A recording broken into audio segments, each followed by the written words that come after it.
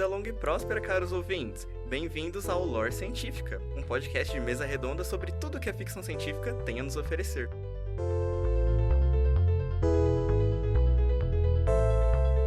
E de cara nova ainda por cima. Gostaram da nossa nova música tema? A gente gostaria de agradecer aqui ao Luca Matheus, que fez a composição pra nós, que inclusive é irmão da Narizinho. Então fica aí um beijo Salve, Luca. O Nariz Júnior. Enfim. Eu sou a Iris Marquezine e comigo hoje estão Júlia Secolo. Oi, gente. E Juliana Mazari. Oi. Preparem suas malas. No episódio de hoje vamos ao passado e quem sabe até dar um pulinho no futuro. Viagem no tempo. Um tema clássico na ficção científica finalmente aparece aqui como foco do nosso episódio. E fique até o final, pois teremos uma entrevista feita pela Narizinho com o professor Eduardo de Souza, da Universidade Federal Fluminense, e do grupo AMISEC, que é o grupo Anime, Mangá e Sci-Fi e Cultura Pop no Ensino de Ciências. Podem dar corda no relógio, ouvintes. Nosso papo começa agora mesmo.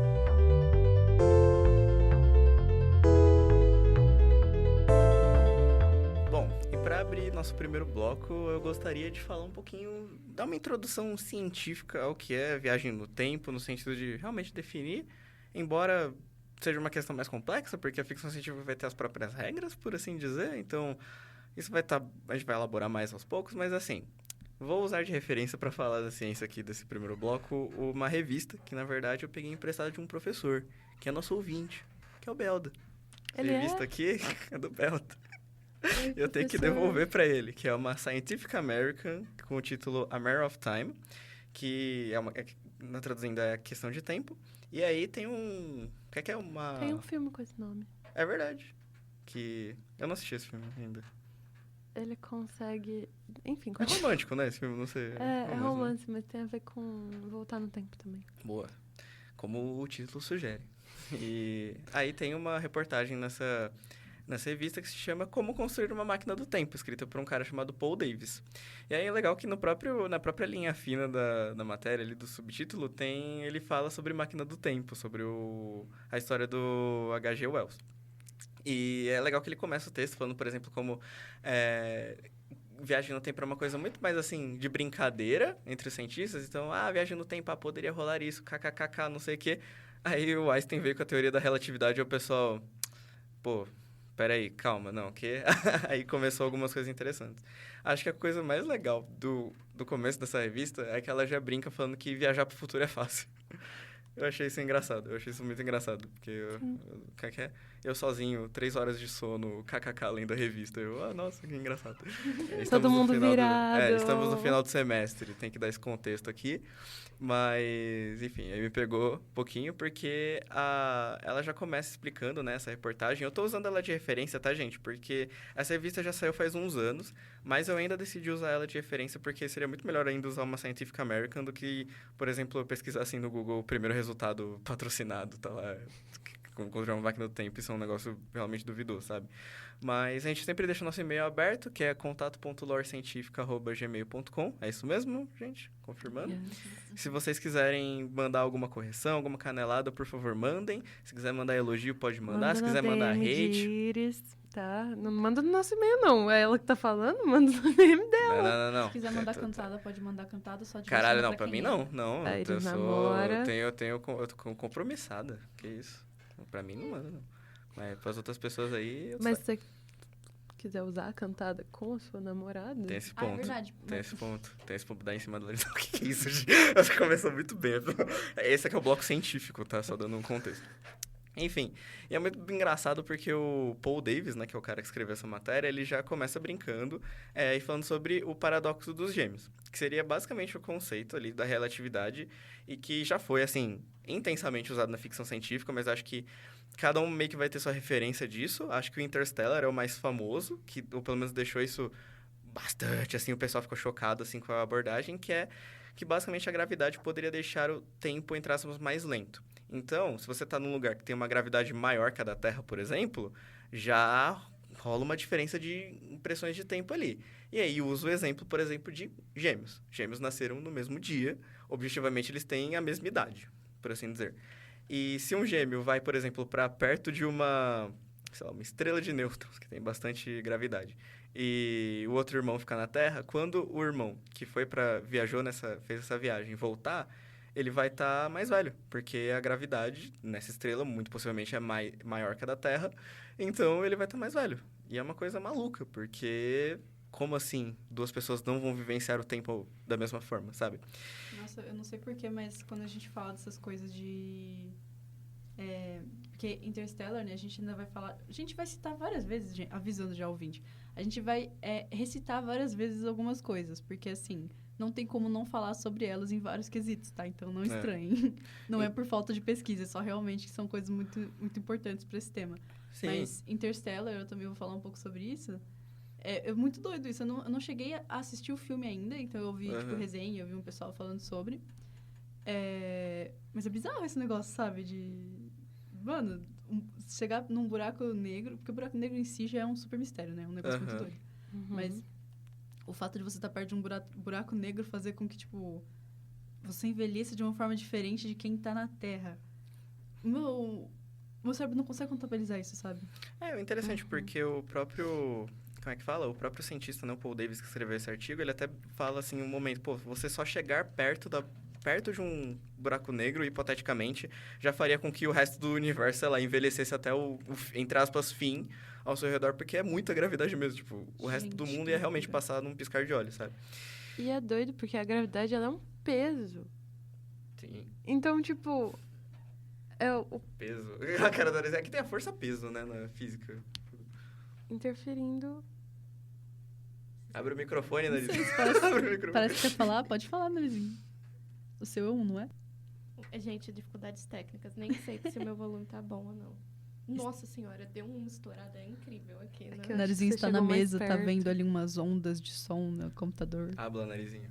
É que a gravidade não é peso. A gravidade é uma força que atua na força-peso. Porque peso também é outra uma força. É outra força. Sim, mas... Eu entendi o que você quis dizer. Mas, ao mesmo tempo, assim... Sabe? A gente vai entrar cada vez mais em contato com cientistas. E eu tô com o cu na mão. Eu vou abrir uma caixa de sugestões. Toda vez que eu posto os episódios, eu abro caixa de sugestões. Pedindo pra vocês nos corrigirem.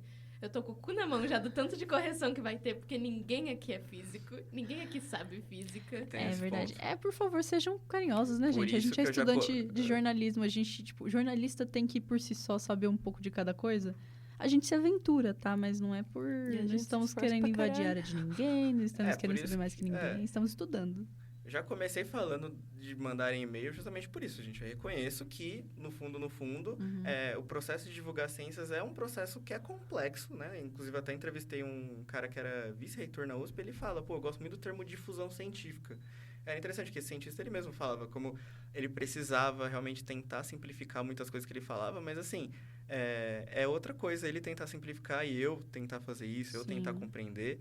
Mas, de qualquer forma, eu acho que, no fundo, a ficção científica nem sempre vai seguir tudo à risca. Então, pelo menos isso pode acalmar a gente.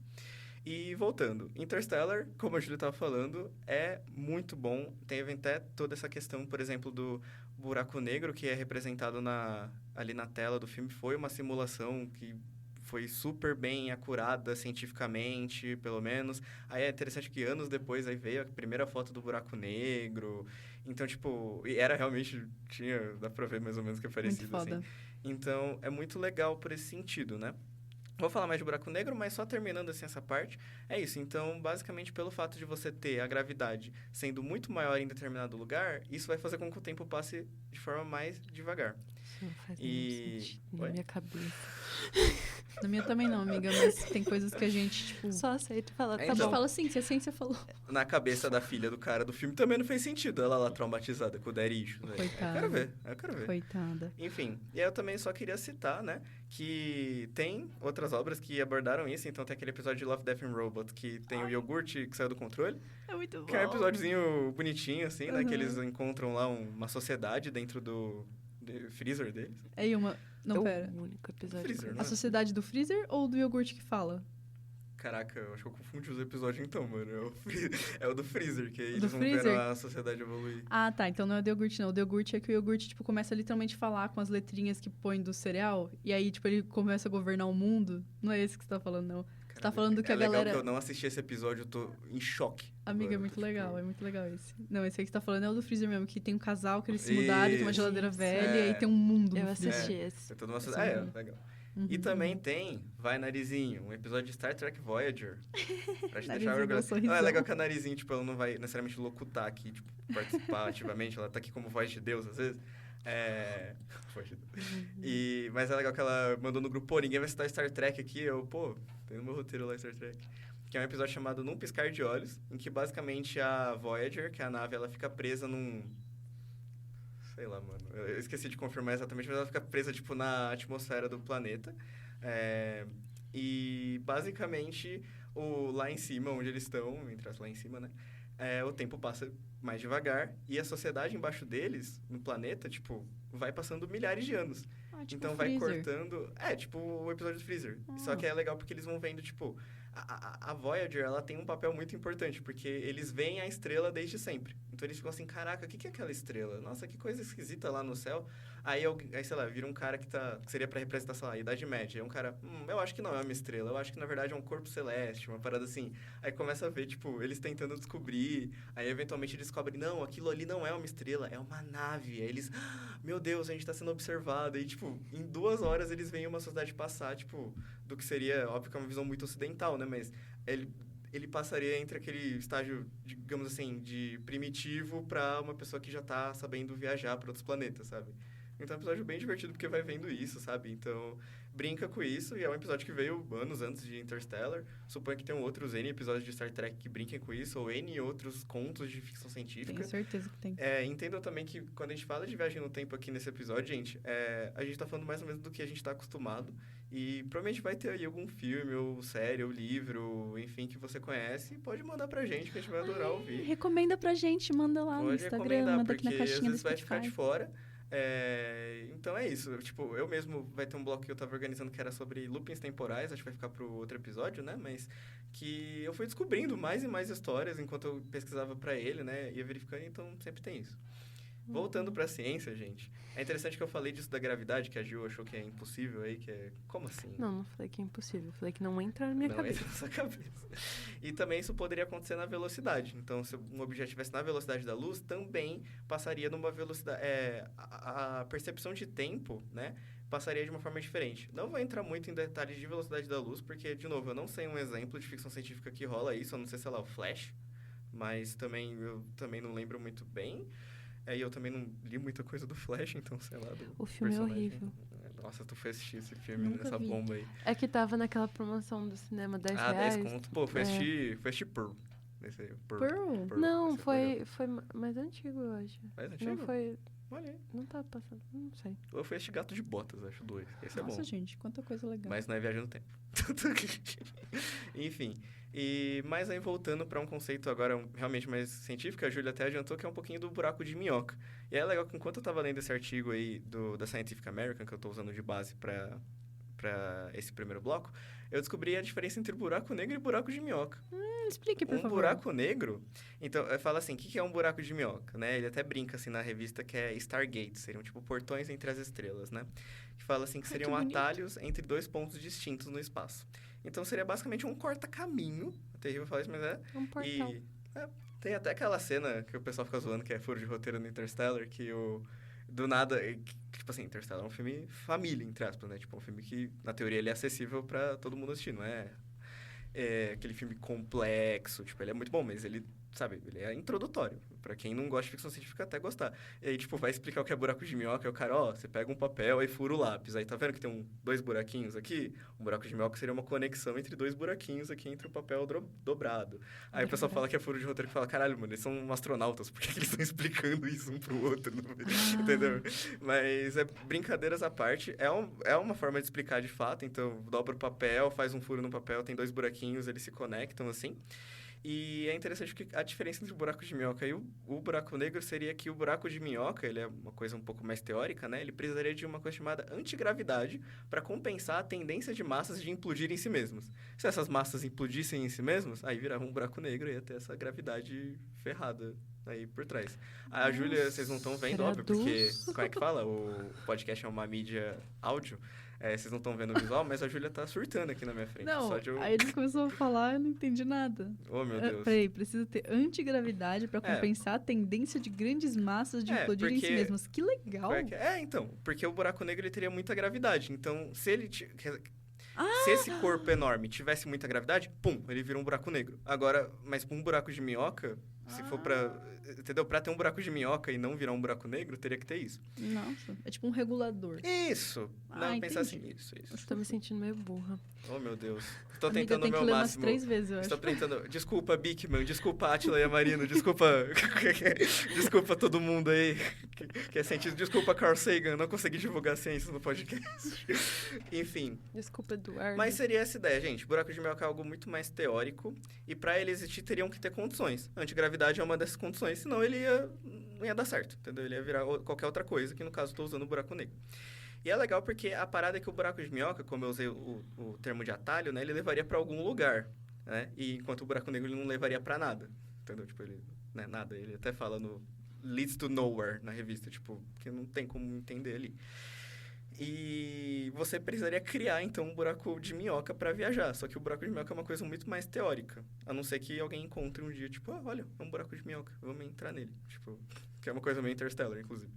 Uhum. E, enfim, aí tem a explicação de fato de como funcionaria um buraco de minhoca. E é legal que na revista, acho que dá até pra colocar depois no Instagram, se a Scientific American não processar a gente. Mas tem um esquema aqui que é tipo como construir um buraco de minhoca. Eu achei muito legal, ó. Tá vendo aqui, ó? O podcast é uma mídia de áudio, eu tô mostrando pra pessoa do meu lado, enfim. Mas seria basicamente que para construir, de fato, uma máquina do tempo, você teria que ter um buraco de minhoca. E aí você poderia colocar um lado dele em uma estrela de nêutrons, qual que é o ponto? Arte ataque, né? Vamos lá, pega um buraco de minhoca. Ó, criançada, ó, aí, ó, DIY da vez. Quando vocês chegarem em casa, vocês vão você pegar falou, DIY? DIY, do it yourself. Ah, tá. No YouTube lá, tipo, do it yourself, tá. Amigurumi lá, que é de... Sim, lembrei o que é. Isso. Enfim, você vai, por exemplo, vai ter 2 saídas desse buraco de minhoca, porque imagina ele como um canudo. Não vou falar que é um canudo, mas imagine ele como um canudo, por favor, túnel. Por enquanto, gente. Tá. Uma das bocas desse buraco de minhoca, você coloca, por exemplo, numa estrela de nêutrons, que seria uma coisa que objetivamente tem muita gravidade. Ok. E a gravidade da estrela iria diminuir o tempo entre os 2 buracos. Então, por exemplo, se deixasse um buraco aqui, no estúdio, com a gente aqui, e outro buraco lá na estrela de nêutrons, ia ter uma diferença de tempo, porque como eu já falei do paradoxo dos gêmeos lá, tipo, sabe? Lá tá mais devagar do que aqui. Lá tá mais devagar. E aí literalmente a revista fala assim, deixa acumulando, e eu não entendi isso. Deixar acumulando? Deixa acumulando, Gravidade? tipo, deixa lá, deixa assim por um tempo lá, e aí eventualmente, tipo, o buraco negro ia fixar nisso. Então, um lado, por exemplo, ia ter uma diferença de 10 anos, e a outra teria uma diferença de 10 anos pro futuro e a outra diferença de 10 anos pro passado. Gente. E eu achei isso muito interessante, e isso ia criar basicamente um looping. E o limite seria, aí só a única questão seria, por exemplo, você não ia poder voltar no tempo para antes de quando esse buraco de minhoca foi feito. Porque, entendeu? Você tá fazendo 2 buracos de diferença de 10 anos, vai ficar meio que nisso. Uau. E é isso, basicamente, gente. De novo, gente, é uma coisa muito teórica, sabe? Porque, no fundo, o que essa revista tá brincando, ela fala assim, tá bom, vamos considerar como seria um buraco de minhoca. Sim. E eles tentam brincar, então eles vão trazendo vários conceitos físicos que podem ser um pouco complexos, de fato, mas, no fundo, acho que, por exemplo, para entender Interstellar, no fundo, você tem que entender, olha, eles vão entrar naquele bagulho ali, que tem uma gravidade diferente, e cada segundo que passa é menos tempo do pai passando com a filha. Eu acho que isso que importa em Interstellar. Uhum. Tanto que eu lembro que eu fui mostrar tudo em todo lugar ao mesmo tempo pra minha mãe, ela não gostou muito, né? Mas eu sempre ficava falando, mãe, ó, tem toda essa piração de luta, multiverso, caralho, mas, ó, é uma história de mãe e filha, tá ligado? É isso que você tem que lembrar, no fundo. Uhum. E óbvio que tem todo um universo que às vezes eu tô simplificando, mas às vezes é isso, sabe? Às vezes para ficção científica esse básico às vezes já funciona. E, de novo, como o buraco de minhoca é uma coisa muito teórica, ele teria que acontecer ou naturalmente, ou, sei lá, ser criado por uma sociedade super avançada, que eu não conheço nenhuma. Não sei se vocês conhecem. Acho que não vou conhecer por enquanto também. Mas se vier uma galera futura aí falar, teria isso. E também, quando a gente pensa na teoria da viagem no tempo, aí eu só vou realmente passar agora para a gente poder falar das obras mesmo, mas a gente começa a falar, por exemplo, do paradoxo Bootstrap, do efeito borboleta, teoria das cordas, teoria Leme. Então, o paradoxo Bootstrap é interessante, que tem até uma explicação no Dr. Who que fala sobre isso, que o Dr. vira e fala assim, eu ensinei o Beethoven a tocar a sinfonia dele. Aí ele fala, aí eu viajei no tempo e ensinei pro Beethoven. Mas quem ensinou o doutor? Ele aprendeu com o Beethoven. Aí tem essa brincadeira, sabe? Tipo, Entendi. como é que quem que inventou então? Se você voltou no tempo e ensinou, tipo aquele filme Yesterday lá que o cara ensina que ele manda música dos Beatles pro pai, ele toca as músicas dos Beatles, aí os Beatles ficam, caramba, você é muito genial, mas ele, quem ensinou então? Esse paradoxo, amiga, você não precisa saber, tá? Uhum. Tô perguntando mais por curiosa mesmo. Mas chama paradoxo de bootstrap, né? Pra mim, quando eu pensava nessa situação, por exemplo, do Doctor Who mesmo, de um ensinou o outro, fica em loop infinito, quem que ensinou quem? Uhum. Eu pensava só paradoxo. Tipo, por que chama paradoxo de bootstrap? Não Tem outro tipo de paradoxo? Tem vários. Tem vários. Tipo, o paradoxo dos gêmeos, por exemplo, é um exemplo verdade, de paradoxo. Aí tem vários outros. E é diferente, porque o dos gêmeos é sobre tempo, né? Tipo, aqui vai demorar mais por causa da gravidade, aqui vai demorar menos. Esse aqui é sobre um looping de uma informação que, tipo, nunca vai parar de passar do passado pro futuro. Exato. Tá, fez sentido. Enfim, tem outro paradoxo que até fala na revista, acho que esse é realmente muito relevante, que é o paradoxo do avô, né? Ou da mãe, enfim, que é, beleza, consegui viajar no tempo. Como é que é? A Narizinho tá ouvindo, ela vai gostar dessa referência, que tem aquele musical que a gente gosta, que é o Octet, que é onde eles conhecem Deus, né? Aí eles viram, né, começam a interagir com Deus, tal, né, que tá na forma de uma criança, aí do nada um cientista vira e fala assim, e se a gente matar essa criança? Deus é uma terrível. criança? Aí na música, eles representam Deus como uma criança. E aí é legal que, tipo, é basicamente, o paradoxo da mãe aí, do avô, é basicamente isso, consegui viajar no tempo. Legal. E se eu matar meu avô? É um caminho tão sinistro de você pensar. E aí entra num paradoxo de novo de, tipo, uma coisa que você deixa de existir. Não teria como, mas se você deixa de existir, como é que você mata seu avô? Como é que você fez? Exato. E já adiantando, é mais ou menos isso que brinca com o De Volta pro Futuro, que é, inclusive, um beijo pra minha mãe, que foi ela que me apresentou De Volta pro Futuro quando eu tinha, sei lá, uns 12 anos, que ela falou, não, assiste aí que você vai gostar. E mudou minha cabeça. Que, meu Deus, ficção científica é incrível, não sei o quê. Nossa, só tá aqui hoje por causa disso. Enfim. Mas que é por quê? Porque Isso é um paradoxo. É um paradoxo, Porque o Marty McFly, ele volta pro passado na época dos pais. A gente pode falar mais de Volta pro Futuro depois, mas ele volta e ele meio que faz a mãe dele se apaixonar por ele. Sem ao invés de se querer. apaixonar pelo pai. E aí, tipo, ele começa a desaparecer, porque ele falou, se minha mãe tá se apaixonando por mim, como que ela vai se apaixonar por meu pai, né?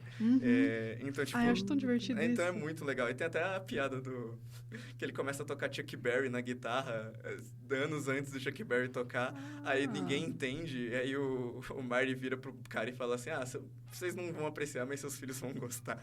Então tem essa piadinha. Isso é um exemplo de paradoxo muito famoso, então. E se eu matar meu avô, e aí? Como é que vai ser? E aí dá pra ter, por exemplo, outras abordagens. Então tem, por exemplo, o efeito borboleta, que é, se eu fizer uma parada viajando no tempo, não vai ter... Cala a boca. Calma, mano. Seu bloco vai chegar. Fica em paz. Fica em paz, mano. A gente vai se repetir aqui no episódio. Fica em paz. Fica em paz. Ninguém vai roubar nada de ninguém aqui. Fica em paz. E que tem isso. Então, se você fizer uma ação no passado, não vai ter consequências no futuro. Ou, às vezes, uma ação pequena não vai ter grandes consequências depois. Tem isso. Então, gente, é muito interessante. Eu fiz esse apanhado mesmo. Pode ter ficado um pouco confuso. Peço perdão. Mas, no fundo, é entender que, gente, a ficção científica, ela vai usar a justificativa que precisar para justificar essas boas histórias que a gente gosta. A viagem no tempo do De Volta para o Futuro, por exemplo, é usando o capacitor de fluxo, que aí tem que ter uma grande energia, né? O cara pega plutônio. Mas no roteiro original eu sei que era pra ser uma bomba atômica. Aí eles, mano, a gente não tem orçamento pra fazer uma bomba atômica, tá ligado? Então, simplifica aí. Como é que vai ser? Vai ser num carro aqui. E como é que vai ser no final? Vai ser um raio. Putz, que legal. Aí tem todo o negócio que eles usam um relógio. Então, assim, nossa, De Volta pro Futuro é bom mesmo, né? Nossa, é bom mesmo, né? Enfim, fala aí, Ju. Não, eu quero tirar uma dúvida, porque essa questão do looping que cria no buraco de minhoca é aquele negócio de você não conseguir... Se você entra, você não sai. Então, eu não vi exatamente sobre isso, mas eu vi que, por exemplo, a definição de looping dele seria que basicamente fica uma coisa fixa. Então, por exemplo, o buraco negro, por um lado, você entra e vai 10 anos pro futuro. E aí, se você volta por esse lado, ou alguém entra por esse outro lado, você voltaria 10 anos pro passado. Então, seria uma via de mão dupla, entendeu? Entendi. Seria tipo isso. Então, por isso seria um looping, seria uma coisa estável. Entendi. Então, tem essa lógica. De novo, gente, teórico. Que né? sabor, teórico. que Então, tempero, né? Mas é uma forma, pelo menos, que o moço explicou de como rolaria um buraco de minhoca. É terrível, mas assim, entendam que tá tudo bem. Às vezes o Dr. Who, como que a Tardes viaja? Ela viaja porque sim, mano. Então, porque Deus quis. Tem isso. Então, acho que é legal passar já pro segundo bloco. Já foi uma introdução interessante aí pra quem é nerdola, pra quem gosta aí do canal Nostalgia, como é que é Ciência Todo Dia, quem gosta do Átila, quem gosta da ciência aí. Tá todo mundo satisfeito. De onde vem? Satisfeito. É a única coisa que eu conheço. De onde vem, como vivem, o que comem. Aquela menina das trancinhas que... Nossa. Na edição, bota essa música aí, sei lá. Enfim, vamos pro nosso próximo bloco, que aí a gente vai começar a falar mesmo de como essas coisinhas aparecem em obras que a gente gosta. Ou não. Se você não gostar, você pode deixar hate também.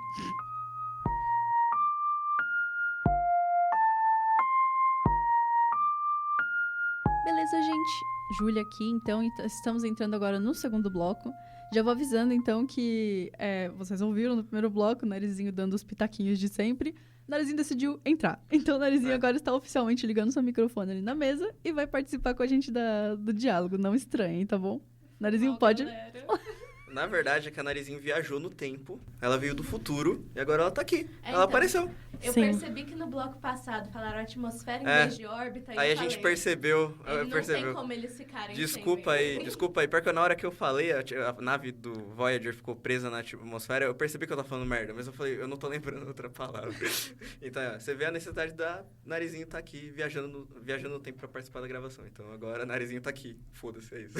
Sim, então agora temos esses 4 locutores oficialmente. Pessoal, então beleza, né? A gente viu que, nesse primeiro bloco, a gente viu que tem toda uma teoria por trás da ficção científica e viagens no tempo, né? Então agora a gente pode falar com exemplos. Eu vou trazer vários exemplos, alguns que já foram falados, alguns que vão ser repetidos de novo, eu tô avisando isso. Mas como que a ficção científica, a FC, às vezes eu posso falar FC, não estranhe, como que a ficção científica fez isso durante os anos. E aí, o quão realmente científica foram essas produções. Vamos dar uma dialogada sobre alguns exemplos aí das nossas opiniões. É basicamente isso, tá bom? Eu vou começar... podemos começar, então, falando do britânico Charles Dickens. Na cultura ocidental, a gente sabe que ela foi fortemente influenciada pela colonização europeia, né? E... o Dickens ficou muito conhecido por ser um precursor da exploração da viagem no tempo na literatura. Aí, assim, para todo mundo como eu, que não guarda nome de famoso nenhum, até que ele seja repetido 1000 vezes e associado à obra dele mais 1000 vezes, vou lembrar que esse cara é o que escreveu aquela história Os Fantasmas de Scrooge. É o que tem uma animação muito foda, de 2009, baseada nesse livro que ele escreveu, A Christmas Carol, né? Fantasmas de Scrooge, A Christmas Carol, de 1843. E, vamos lá, se você não lembrou qual que é pelo nome ou não conhece, é um daqueles filmes clássicos de reprise de Natal. Todo Natal, em algum lugar, passa. Do Mickey. E todo ano tem uma versão nova, né? Também, tem o da Barbie. Tem o do Muppets. Tem o do Muppets. Tem um bagulho que o do Muppets é o melhor, mano. Realmente é. Mas aqueles... Tem 2 filmes de Natal que sempre assustam, né? Que é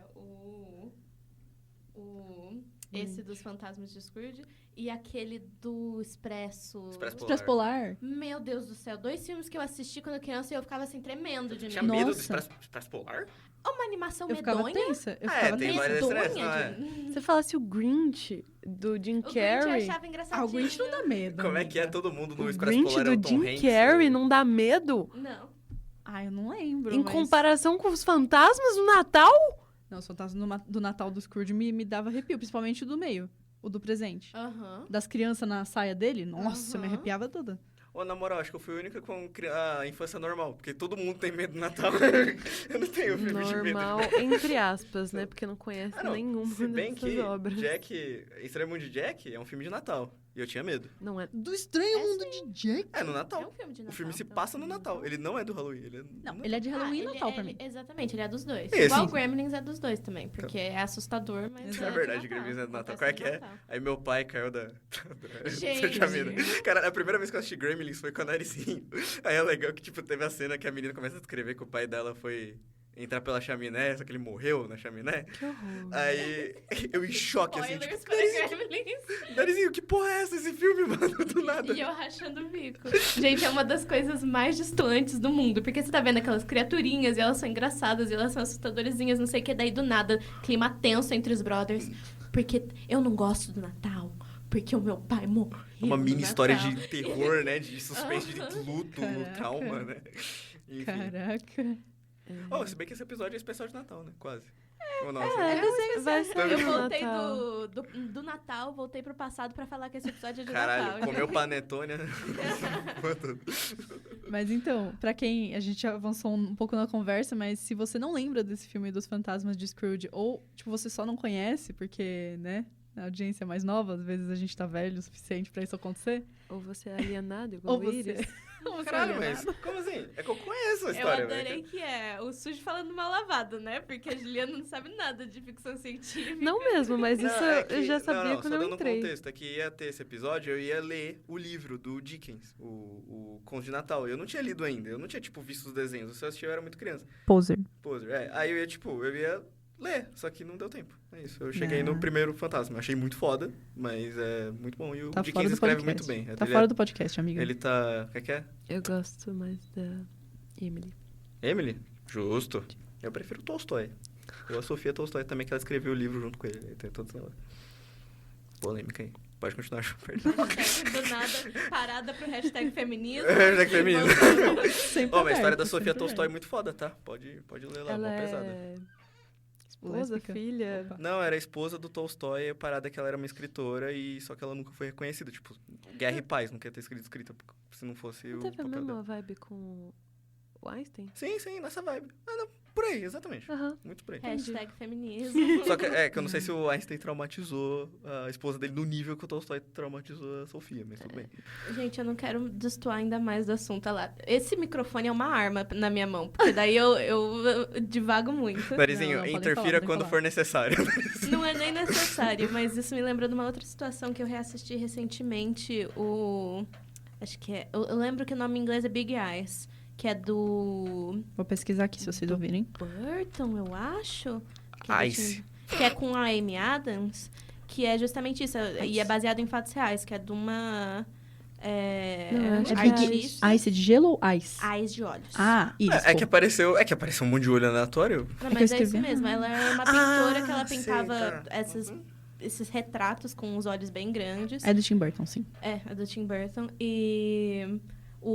simplesmente o marido tomava todo o crédito, porque ele sempre queria ser um artista, mas ele não pintava nada. Daí ele falou, você me ensina? Dela, eu te ensino. E daí ela pintava e ele falava que era dele. E daí chegou num ponto que foi a filha dela que incentivou a, tipo, ela processar ele. E daí ela processou e ele ganhou. Que foda. Que legal. Fica aí também. O Miss Maisel, aquela série lá maravilhosa, Miss Maisel, o piloto é nessa vibe, que o marido dela adora stand-up, não sei o quê, só que ele copia, aí a reviravolta que ele copia todos os stand-ups que ele faz. Aí tem um dia que ela vira e ela começa a fazer e ela é, tipo, astronomicamente mais criativa e incrível quanto ele, entendeu? Ela começa a fazer stand-up nos 50, que era muito legal, enfim. Muito bom. Agora voltando pra história de 1847. Voltando pro coitado do Dickens. Tadinho. Eu vou contar a historinha pra quem não conhece ou pra quem não lembra, do Fantasmas de Scrooge. O Scrooge é um velho bem carrancudo, ele é dono de uma funerária, e, tipo, ele é super escroto com os funcionários que querem sair mais cedo pra aproveitar a festa. Então, basicamente, ele odeia Natal, ele odeia festividade, odeia gente, odeia tudo. Aí, nessa parte, me lembrou um pouquinho o Grinch. É aquele bicho verde, rabugento, vocês conhecem tem um negócio do Tio Patinhas também, já viu? Sim. Que o nome do Tio Patinhas em inglês é Uncle Scrooge, que é por causa do... E é um personagem que ele é ganancioso, ele é pão duro, que é baseado justamente no Scrooge. E tem um episódio em que ele odeia o Natal. Claro, né? De fato. Tem que ser. Ele ameaça bater numa criança também, porque no livro... Ele tem 3 sobrinhos, né? Então... O Zezinho, qual é que é? Sim. O Zezinho, Sempre o Guinho, deixando as crianças em perigo, né? É o Guinho, o Zezinho, qual é que é? É o Luizinho, o Guinho e o Zezinho, né? Aí a lore é profunda demais pra saber. Que é isso? Vocês nunca leram o Gibi do Não. Mickey? Ai, gente, era muito legal. Eu só assisti os desenhos de Natal. Eu li a Turma da Mônica, galera. Eu também li a Turma da Mônica. Mas eu não li. Inclusive vai ter filme da Turma da Mônica jovem aí. De novo. Informação.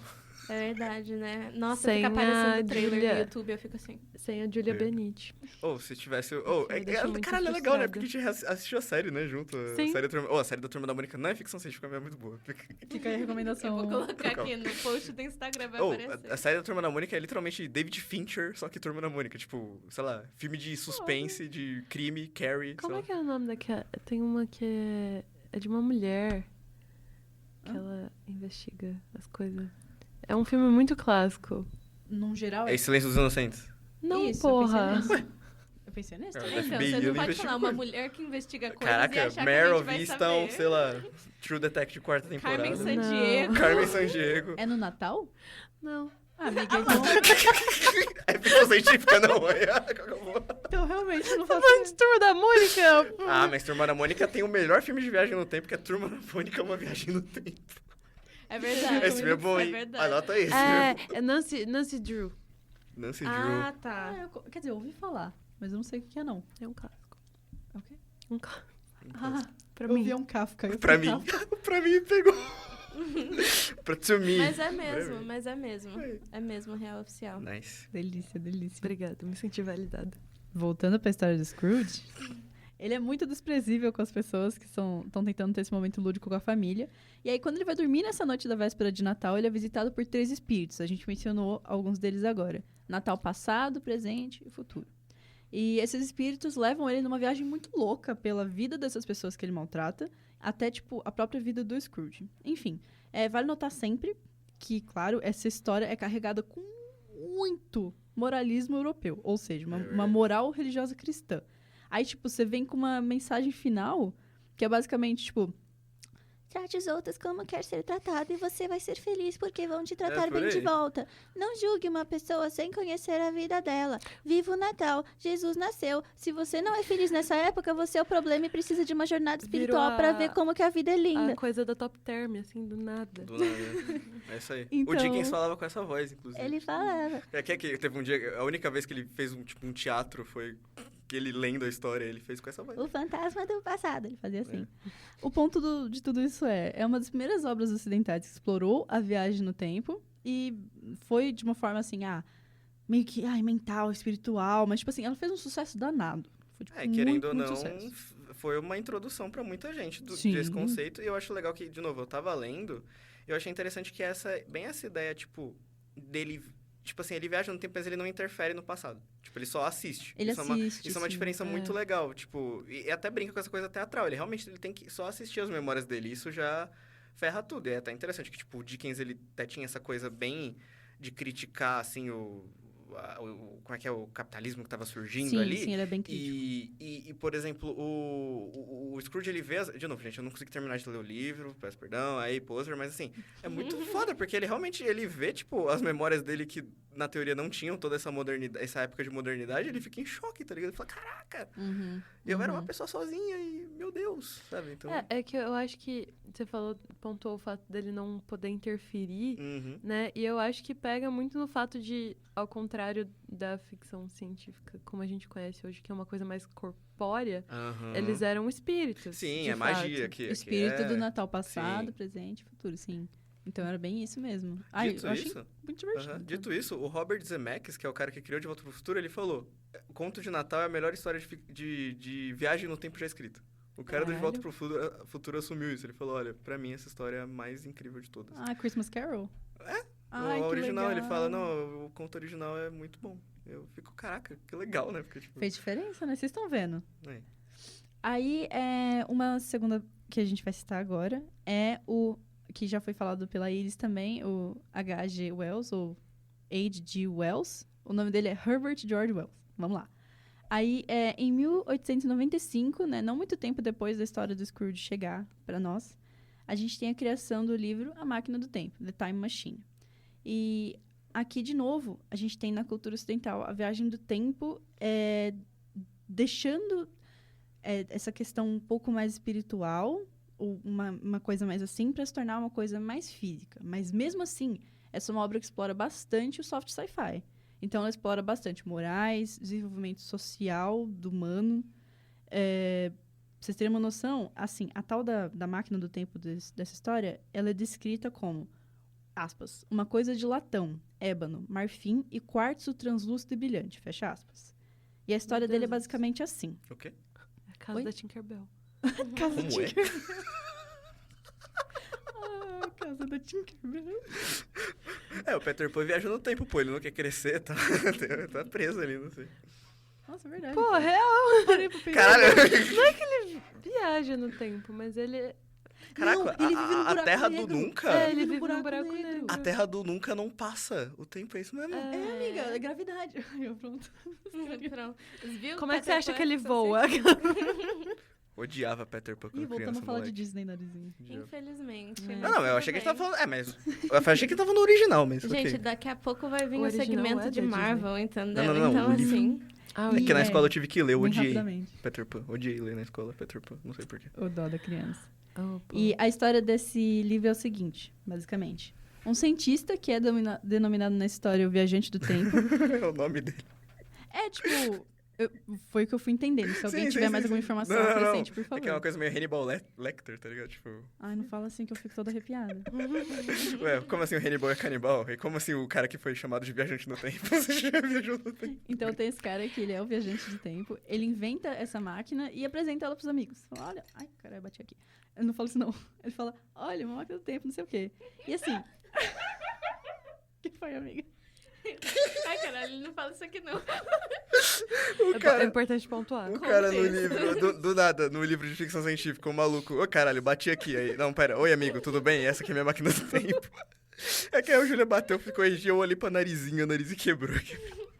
Eu quebrei pensando no viajante do tempo, falando, ô Ô caralho, bati aqui. Ele criando a máquina do tempo, ó, cara. Ele trombando no botão. É no De Volta pro Futuro que ele pega o carro, ele bate, aí, opa, caralho, eu bati aqui. Eu diria que todo cientista tem que ter um momento do caralho, bati aqui. É isso. Ele Enfim. trombando nele mesmo. Sim. Nossa, calma aí. Aí, esse é um livro que tem bastante dos pensamentos do próprio cientista sobre as viagens. Então, tipo, ele viaja pra, tipo, milhares de anos depois, ele faz umas coisas muito loucas e ele vai checando, ele quer muito ver como que a sociedade tá, como que o ser humano tá. E ele fica muito chocado porque ele descobre que o ser humano, ele se tornou duas espécies ou raças diferentes, eu não consigo lembrar agora especificamente qual das duas, que se dão muito mal no futuro. Aí ele não necessariamente entende, o que eu vi pessoas falando que achavam que era muito interessante. Então ele é um cientista que, tipo assim, não tem resposta pra tudo. Ele não necessariamente entende. Mas dá pra perceber que nessa escrita ou nessa história dá pra gente perceber uma certa crítica a, tipo... A gente tem hoje, já naquela época também, né? A questão das classes sociais. E elas, tipo, sei lá, elas nos dividem tanto que talvez no futuro exista uma divisão biológica entre os humanos. Os humanos, por causa disso. Mas tem aquele Gattaca lá, aquele filme lá que o pessoal como começa... é que chama o filme? Gattaca. Que é com a... Não lembro. Narizinho, você assistiu esse filme ou não? Muito tempo atrás. Então, mas é essa fita, tipo, que os seres humanos agora eles têm acesso a, tipo, mudar o seu próprio gene. E aí quem é rico consegue, sei lá, mudar o gene e deixar ele prevenir uma série de doenças e tal. Só que só quem é rico vai ter acesso a isso. Enquanto quem é pobre, sabe, vai ficar nessa desvantagem, por assim dizer. Charles Darwin. Então, e aí... Terrível, mas é uma brincadeira disso. Tipo, o quanto, por exemplo, o capitalismo é uma questão que vai acabar com a vida de uma série de pessoas, nesse sentido de separar em classes sociais.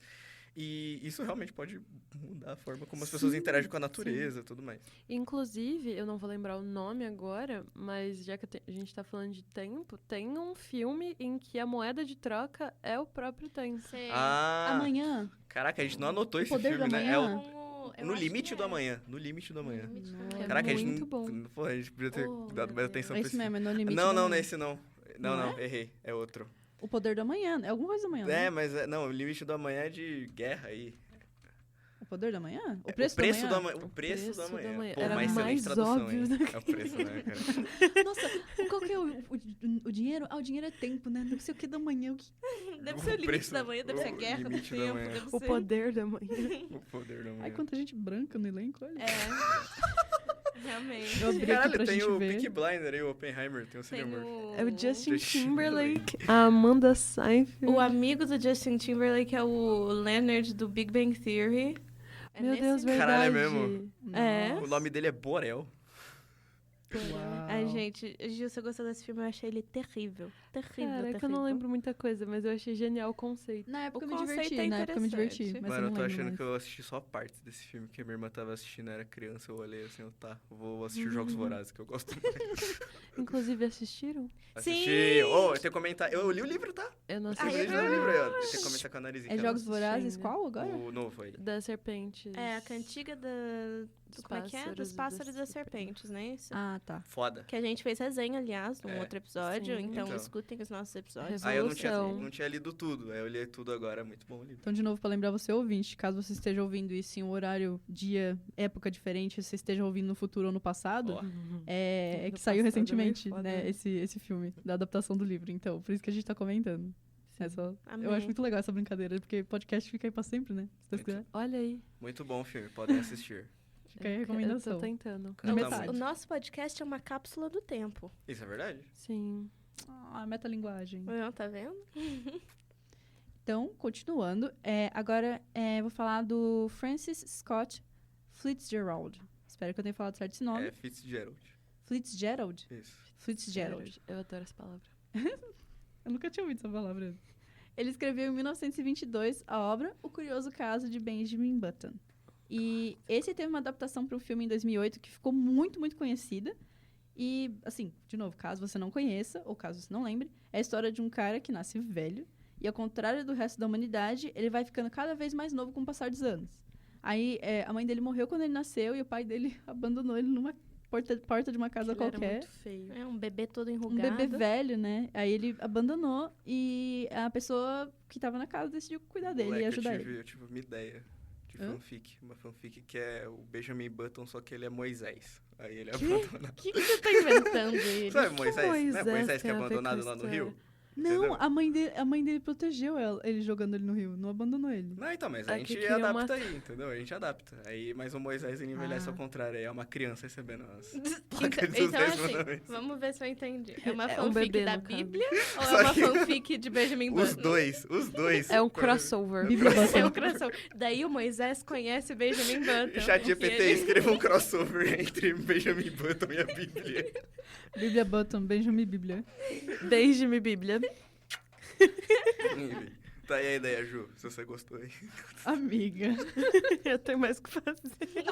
Esse amiga foi eu não tenho mais o que fazer. Eu querendo, o que você quer? Que aprovação da minha ideia?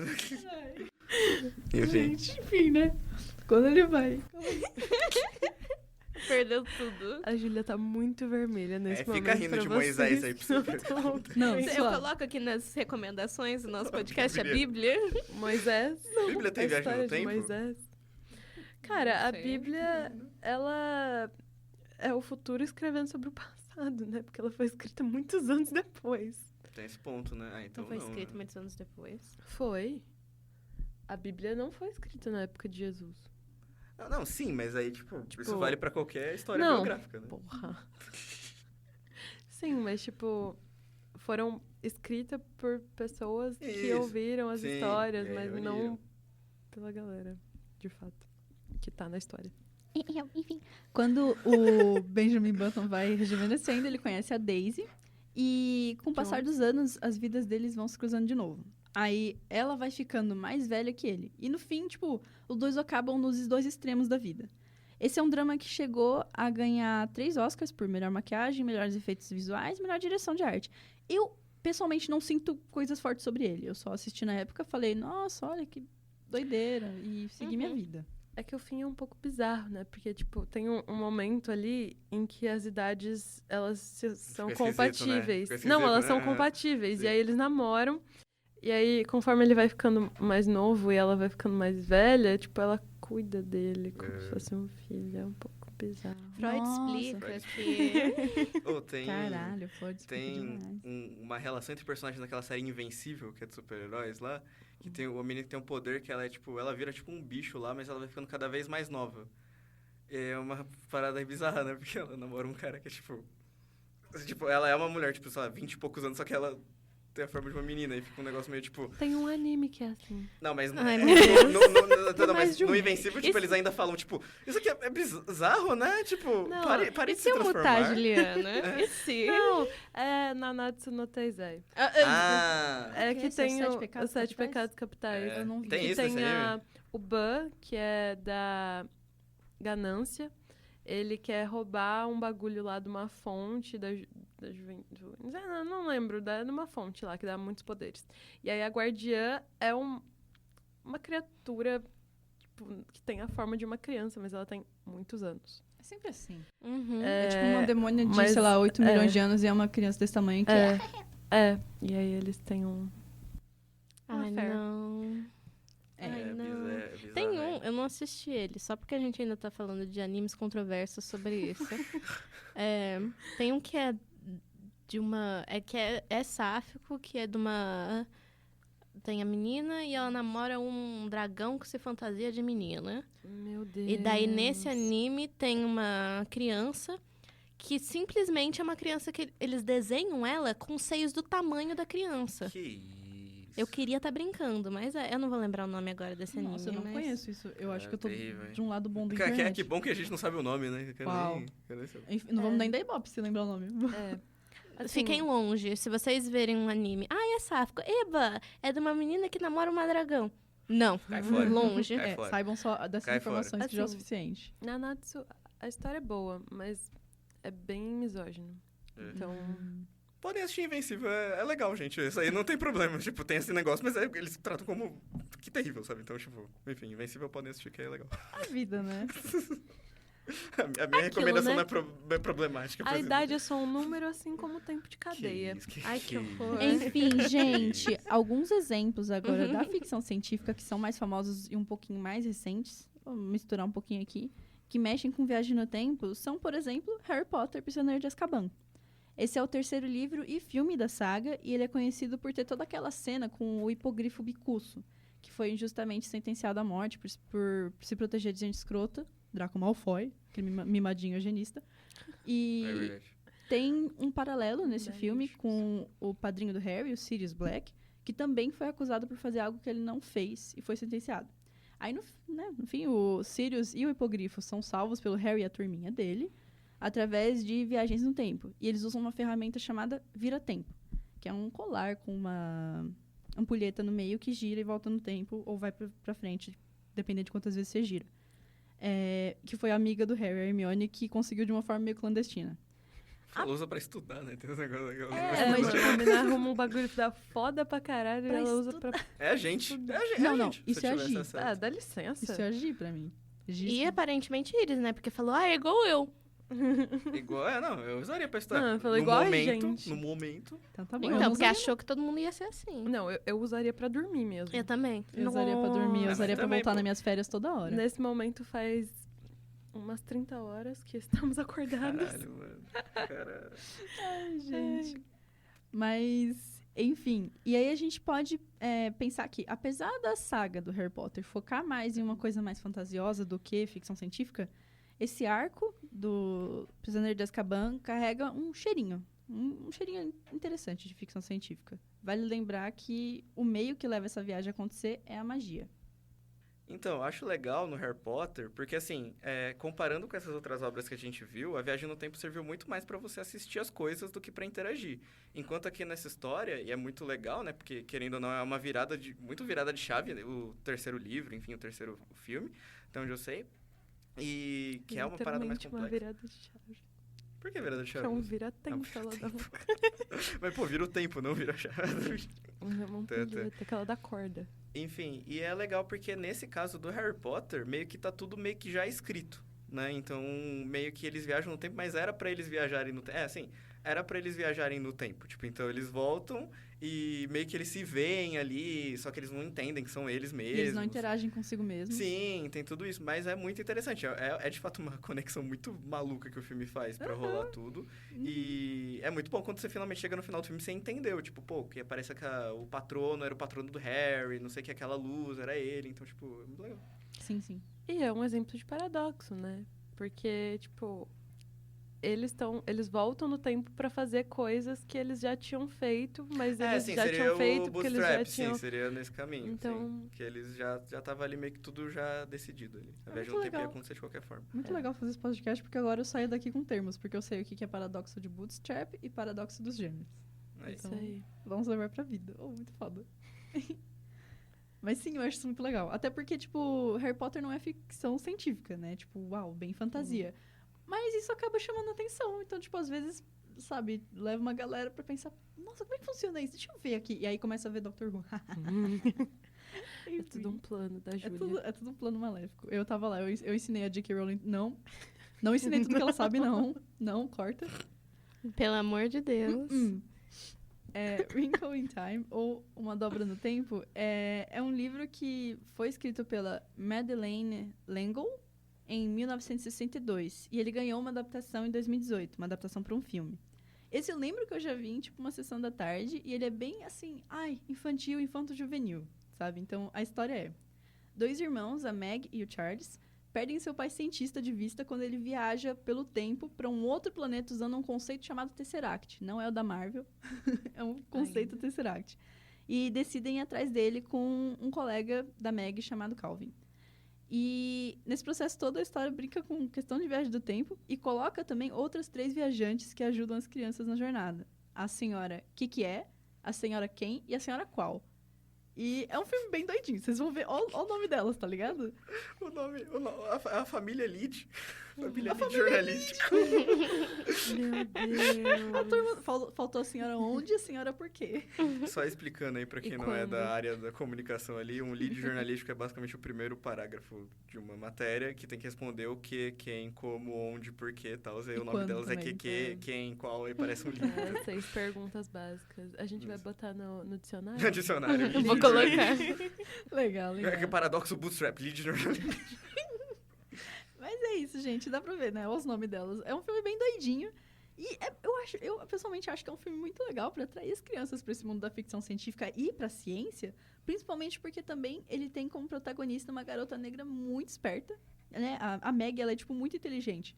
E também tem mais representatividade nessas senhoras que eu mencionei ali em cima. Então, tipo, eu acho um filme muito legal. Ele tem uma avaliação muito ruim. Mas, assim, eu me divirto. Eu me diverti assistindo, tá ligado? É que ele não faz muito sentido, né? Tem aquela cena na praia lá que é, tipo, uma realidade muito...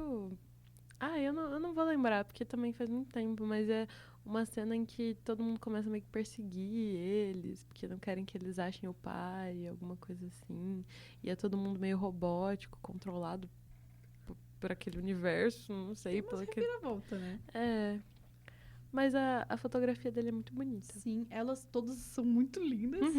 Gente, elas são lindas, tipo, a maquiagem. Eu acho tudo muito bonito. E eu lembro que quando eu era menor eu assistia, eu fiquei tipo, caraca, eu me diverti um pouquinho, eu achei legal. Eu não assisti esse filme, então não, amiga.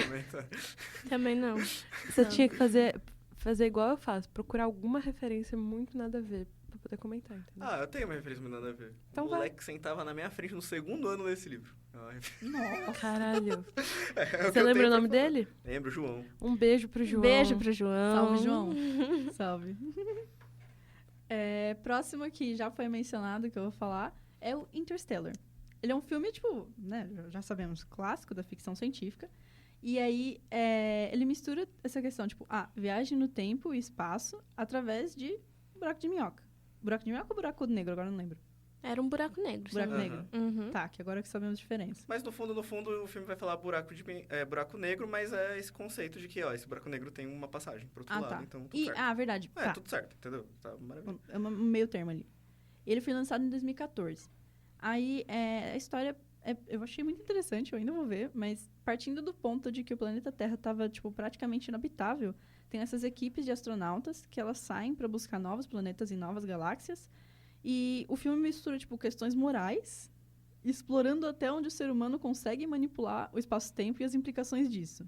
Tipo, os nerds adoraram. E eu, honestamente... mano... Honestamente, eu acho que eu vou gostar também. Mano, é um filme muito família, velho. Tipo assim, eu conheço muita gente que não é de ficção científica e fala assim, não, Interstellar é meu filme favorito. Cara, que legal, e né? É isso, porque ele é um filme... De novo, eu falei, gente, é um filme sobre a relação do pai e da filha. Ele só quer ver a filha dele e ele não consegue. Tanto que a cena mais famosa, assim, do filme, que tem até meme, né? Que o pessoal corta lá o ator. Ele chorando. Ele chorando, porque é a cena que... vou falar pra você, Ju. Acho que vai te convencer. Pode falar. Eu li na resenha. Mas que é o momento em que ele viajou, teve todo esse esquema do paradoxo dos gêmeos aí, que eu falei, Sim. que o tempo passa de forma diferente. Sim. E aí ele volta pra nave e eles recebem gravações da Terra. E aí ele começa a ver uma gravação do filho dele. O filho dele tá, tipo, jovem. Inclusive é o Timothée Chalamet, que é o filho dele jovem. Não sei se vocês lembram disso. Não lembrava. É o Timothée Chalamet, mano. Vocês não lembram, enfim. Incrível. Ele jovem, ele vira pro pai e fala assim, não, eu bati o carro semana passada, desculpa. E, tipo, bem que não importa mais, porque já passou anos. Aí ele fala, não, pai, aí eu chamei uma menina pro baile, eu acho que essa aqui é a menina da minha vida. E, tipo, o pai perdeu, tipo, todos os momentos importantes. Aí, tipo, o cara tá adulto, o cara tem um filho, o cara vai descobrindo que ele virou, tipo, avô em minutos, assim, que ele vai recebendo as gravações. Aí tem uma hora que o filho fala assim, e, by the way, eu acho que eu vou parar de mandar essas mensagens, porque você nunca responde. E, tipo, o cara já tá adulto, passou, tipo, 20 anos. Eu quase chorei. E aí, nesse momento, até arrepio, nossa, é muito boa essa cena mesmo. Que aí, do nada, só tem uma gravação da filha, porque tem todo negócio que a relação é que a filha não queria que ele fosse, o caralho, sim. É mó cena pesada. E ela grita assim, pai, não vai, não sei o que. Ele vai viajar. E aí ele recebe essa única gravação, ela já tá adulta, e ela fala assim, não sei o quê. Pô, eu tô mandando isso aqui porque hoje é meu aniversário. E você falou pra mim que quando você fosse embora, você talvez voltasse com a mesma idade que eu. E hoje é meu aniversário. Eu tô com a mesma idade e você não voltou. E isso é, tipo, minutos. E o cara começa a chorar, porque ele viu, tipo, ele perdeu toda a vida dos filhos nessa viagem, entendeu? Uai, mas ele não sabia que isso ia acontecer. Não, ele sabia, mas você vê acontecer. Mas ele não sabia que ia dar daquele... E Deu muita merda errado, naquela missão. Tipo, eles se atrasam, dá uma série de questões ali. Então, tipo, é uma cena muito forte. E é muito bom esse filme. Então, tipo, dá pra entender o apelo dele. Tem muita gente que não gosta do final, que aí brinca com essa parada, até onde o ser humano manipula o tempo e espaço.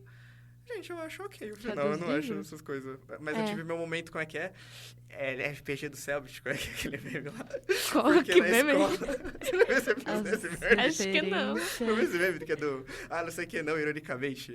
Eu gosto do RPG do Selbit, que é tipo um carinha nerdola falando. Do dentinho assim? Aí eu tive um momento desse no ensino médio. Porque, assim, eu queria muito ver esse filme, porque eu fui começar a ler coisa mais de ficção científica em 2017, acho. Que um amigo meu me trouxe o livro do Eu, Robô, aí eu fui ler e tal. E eu falei, nossa, cara, eu quero ler Interstellar, só que não passava na TV, tá ligado? A gente nunca passava na TV, assim. Aí minha irmã me deu o DVD, eu tenho o DVD até hoje, ela comprou, assim, acho que na Saraiva, qualquer coisa assim. E eu assisti. Mas é legal que eu assisti o filme, acho que eu tava no primeiro ano do ensino médio. No terceiro ano do ensino médio, a gente foi estudar teoria da relatividade, em física. E o professor passou Interstellar. Aí, quando chegou no final do filme, ninguém entendeu. Eu tive, galera, então... Eu comecei a explicar o filme, porque... Nossa, mas o final eu não entendo. Como é uma tive que explicar o final, porque... Eu, tipo, sabe, explicar... Por que eles estão dormindo? Não, é criogenia. Tipo, eles vão dormir, aí... Criogenia não, mas, tipo, eles vão hibernar e tal. Tipo, que eu explico. Nossa, amiga. Mas é um filme muito bom, Ju. Acho que você vai gostar mesmo. Eu acho que eu vou gostar. Porque... Você falando só isso aí já me deu uns arrepios. E a trilha sonora você vai curtir também, que você tava na vibe de... Você já me mostrou um pedaço da trilha sonora. Mostrei, né? Então. Eu já sei. E tem a curiosidade lá, que a música Mountains, né? Que é quase um momento mais de ação, assim, do filme. Um dos, que vai tendo uns tiques. E aí, cada um tique representa... cada 1.23 segundos é um dia na Terra passando, pra representar que o tempo tá passando, eles estão perdendo. Isso é muito legal. É muito legal, realmente. Interstellar Eu vou assistir depois. E... Já tô animado por causa de Interstellar, vou ficar mais animadinho um pouquinho. Mas é claro que eu tenho que falar também de Doctor Who. Pessoalmente, é um puta favorito meu. Tipo, eu gosto muito dessa série. E ela trabalha bastante, né? Praticamente todos os episódios ela trabalha um pouco de moralidade, ética, na viagem do tempo. E trabalhando, tipo, até bastante desenvolvimento de personagem toda hora. Bem assim, pegando nesse soft sci-fi. Mas, também, ele conta com várias pinceladas de um hard sci-fi na parte do... como que funciona essa máquina que viaja no tempo? Você pode trombar com você mesmo? Como é que funciona um paradoxo? Não sei o quê. E eu queria fazer uma menção honrosa de um episódio especial de Natal que se encaixa perfeitamente no que eu falei no começo, que é uma referência ao livro do Dickens, que o episódio se chama A Christmas Carol. Sim, é muito bom. Muito bom esse episódio. E é um episódio com o doutor do Matt Smith, e ele leva um velho... basicamente a história. Tipo, ele leva um velho muito escroto e fechado e todo... por uma jornada literal na vida dele, tipo assim, pra ele ver e o doutor interferindo meio que no passado dele, pra ver se ele toma jeito. E aí, no fim, assim como na história do Scrooge, né, esse velho e o Scrooge são, tipo, pessoas extremamente solitárias e com medo, e isoladas pela idade e por circunstâncias completamente fora do controle delas, né, umas coisas meio foda, assim. E... dá uma explicadinha aí no comportamento de bosta deles, mais ou menos. Mas Doctor Who é uma coisa interessante, né? Porque... Doctor Who é 40 mil regras, né? Tipo, regras ou, tipo, qual que é a regra do Doctor Who? Sei lá, mano. Depende do episódio. Depende de quanto o Doctor tá sob controle ou não. O quanto ele quer mudar as coisas. Então o Doctor realmente vai pra muitos caminhos, mas é muito legal, porque Doctor Who é uma série infinita, né? Porque ela tá desde 63, inclusive acho que foi ontem que fez... fez aniversário. Uhum. Tá indo a nova temporada aí, que vai vir teve os especiais aí, que vai ter do David Tennant, né? Mas também vai ter do Nikuchi... Eu esqueci como é o sobrenome dele, mas é o 14º Doutor. Tá vindo aí pela Disney. E é muito interessante, assim, eu acho que a parada é que Doctor realmente é um conceito muito bom, porque brinca assim, você não pode viajar só pro passado ou pro futuro, você pode viajar pra qualquer lugar. Então você pode viajar, sei lá, você quer viajar pro planeta X, tá bom, você vai viajar pro planeta X no passado ou no futuro. E aí você... Nossa, é muito legal. Infinito, muito legal. Incrível. Eu gosto bastante de Doctor Who. Por último, mas não menos importante, eu vou só fazer uma menção ao livro É Assim que se Perde a Guerra do Tempo. É uma obra muito interessante e vamos trazer para você, que está ouvindo a gente, uma resenha, assim, saborosa, recheada, no 3º bloco do nosso próximo episódio. Então, se você curte o livro, se você curte essa ideia do livro, a gente se vê lá, ok? Por enquanto, fique aqui com uma entrevista muito da hora sobre a ciência da viagem no tempo. Ó nós entrando no buraco de minhoca, ó a transição!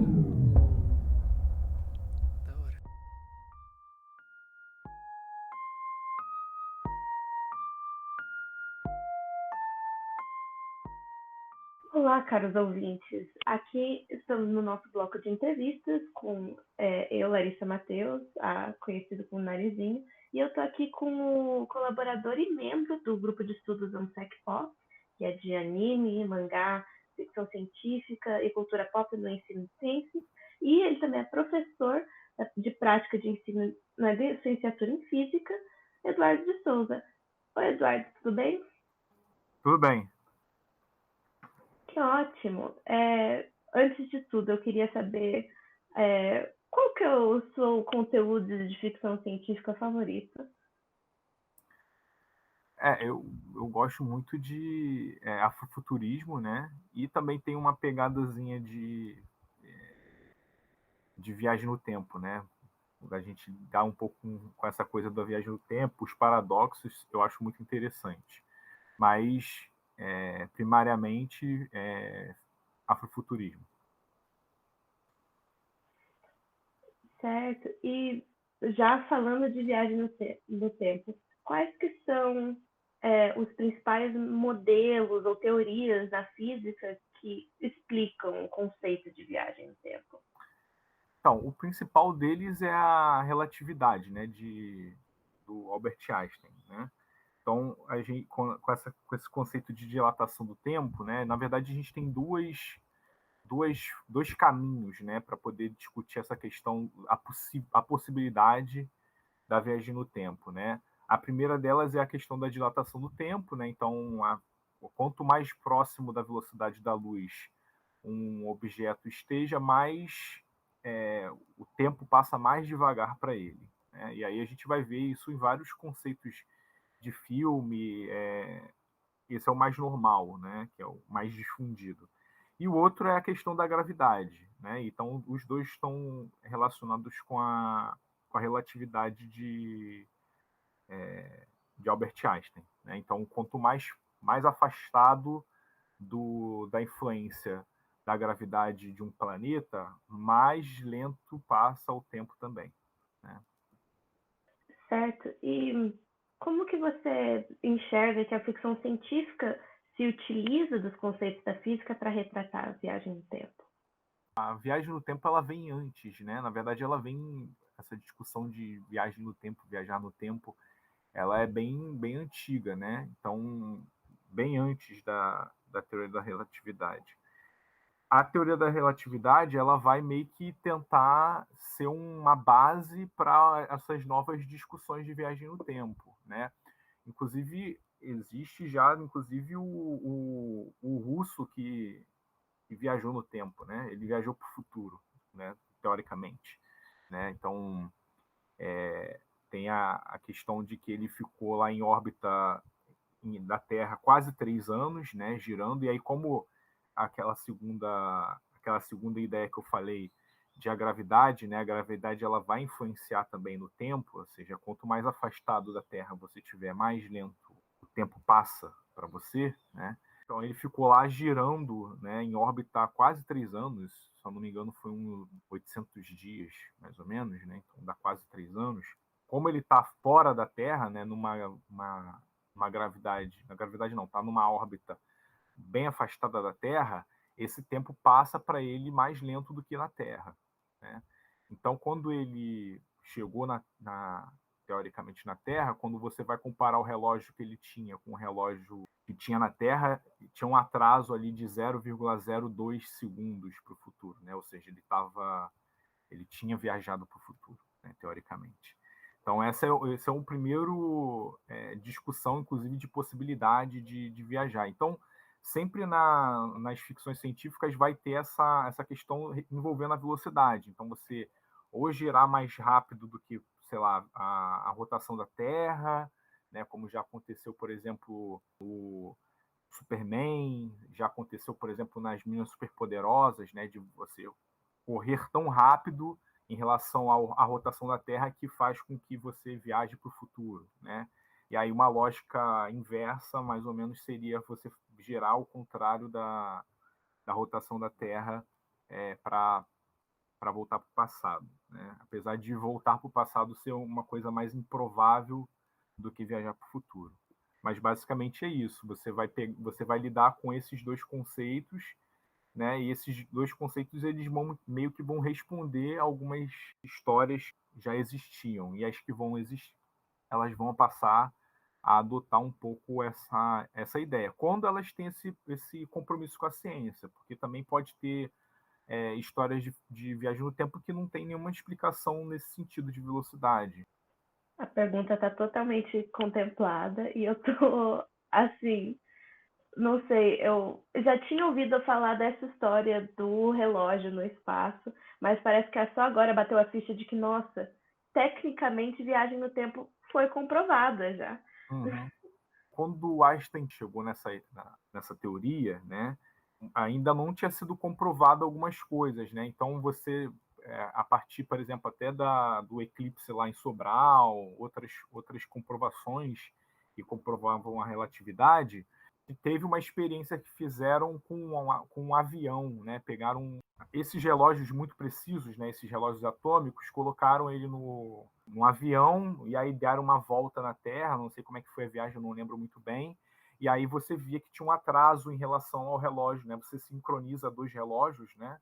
E aí você compara esses relógios, né? O relógio que estava na Terra e o relógio que estava no avião. Inclusive, os satélites de GPS, todos eles têm que ter essa calibragem incorporada, porque senão, a partir do momento que ele gira, por exemplo, 24 horas, já tem um atraso aí de alguns microsegundos em relação ao relógio da Terra, né? Então, você imaginar que, por exemplo, o GPS, que tem que ser preciso, tem que estar colocando na localização exata, se ele errar daqui a alguns anos, a gente vai ter lá o satélite de GPS mais antigo, ele já estaria com muitos erros, né? Então ele teria que ser desativado, né? Então você tem que incorporar esse tipo de dilatação temporal nele já, porque senão ele vai ficar defasado muito rápido, né? Imaginar que, por exemplo, em 3 anos ele atrasou 0,02 segundos, né, o russo, né? Você imagina, por exemplo, um satélite que foi lançado há 10 anos atrás, né? O quanto que ele está errado. Aí é aquelas coisas que o Uber não te encontra no lugar, né? Que a gente vê, pode ser uma coisa, poderia ser muito pior, né? Se não fosse essas regulagens, né? Adorei o exemplo. Então, perdão pela pergunta meio leiga, assim, mas a viagem no tempo, então, ela só é possível quando acoplada a esse conceito de espaço também, de espaço-tempo. Você tem que se mover mais rápido. Isso, né? Quando a gente incorpora, quando o Einstein ele incorpora nessa questão do espaço-tempo, ele diz que é uma coisa só, então uma coisa vai influenciar a outra, né? Então, e aí por isso que a gravidade é importante também, né, dentro desse conceito, porque como a gravidade ela distorce o espaço, ela acaba distorcendo o tempo também. E aí esse distorcer pode ser uma dilatação temporal ou uma contração temporal, né, no caso. E aí, por exemplo, essa experiência, por exemplo, tanto a experiência do russo quanto a do avião, ela foi prevista pelo Einstein com a paradoxo dos gêmeos, né? Que você tem dois gêmeos, que eles são idênticos, um fica na Terra, outro viaja a uma velocidade muito próxima da luz, e aí quando eles voltam, para aquele que viajou passou alguns segundos, enquanto para ele passou lá 50 anos, 20 anos, 30 anos, né? Então você vai ter um gêmeo jovem e o outro gêmeo velho, né? Que o Interestelar faz um pouco essa discussão, né? Só que aí ele pega o pai que viaja, a filha fica, né, criança, e aí quando ele volta, a filha já está velha. Sim. Então, já fica aí com duas perguntas agora. Você mencionou Interestelar. Você tem outros exemplos da ficção científica que vocês acham que fazem mais jus ao conceito propriamente físico, científico de viagem no tempo? Interestelar ele é um exemplo bom porque ele teve uma consultoria, né, de vários cientistas, né? Apesar de ele ter algumas questões, alguns erros, mas ele teve uma consultoria. Os clássicos lá do Viagem no Tempo, tanto aquele que é da década de 60, quanto que é o do início dos anos 2000, ou final dos anos 90, que agora eu não lembro, também são exemplos disso, né? Que é essa ideia de você poder viajar e aí ter tá envolvendo velocidade. O próprio De Volta para o Futuro tem aquela questão lá das 88 milhas, mas eu acho que é isso, assim, você pensar, por exemplo, tanto De Volta para o Futuro, o clássico do H.G. Wells, né, A Máquina do Tempo, e outros, e o Interestelar, eles vão fazer uma discussão dessa. A discussão do Interestelar é mais refinada por conta de ter uma consultoria, né? Então, você não vai lidar muito com essas consequências, né, nos outros filmes, né? Porque quando a gente fala de ficção científica, a gente vai ter sempre mais ou menos 3 caminhos de história de viagem no tempo. Aquela história de viagem no tempo clássica, que é, por exemplo, o fator de construção da máquina do tempo, ele influencia na forma como a gente vai lidar com aquele tempo. Então, por exemplo, naquele filme dos anos 2000 lá da Máquina do Tempo, a motivação para construir a Máquina do Tempo é a mulher dele morre no acidente, então ele cria a Máquina do Tempo para salvar ela, né? E aí ele chega à conclusão do paradoxo de que se ele salva a Máquina do Tempo, a Máquina do Tempo deixa de fazer sentido existir.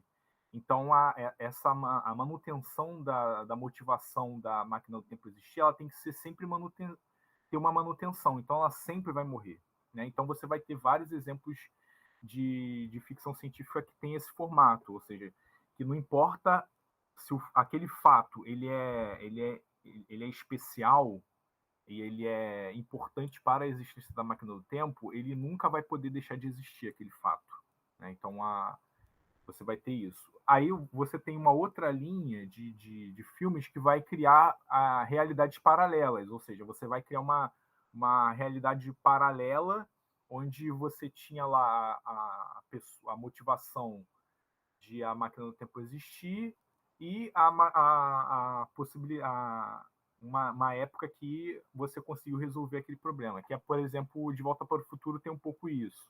Ele vai criar uma realidade paralela no segundo, quando o Biff pega aquela enciclopédia, entra no DeLorean, vai lá, dá para ele no passado, volta e deixa o DeLorean lá no lugar.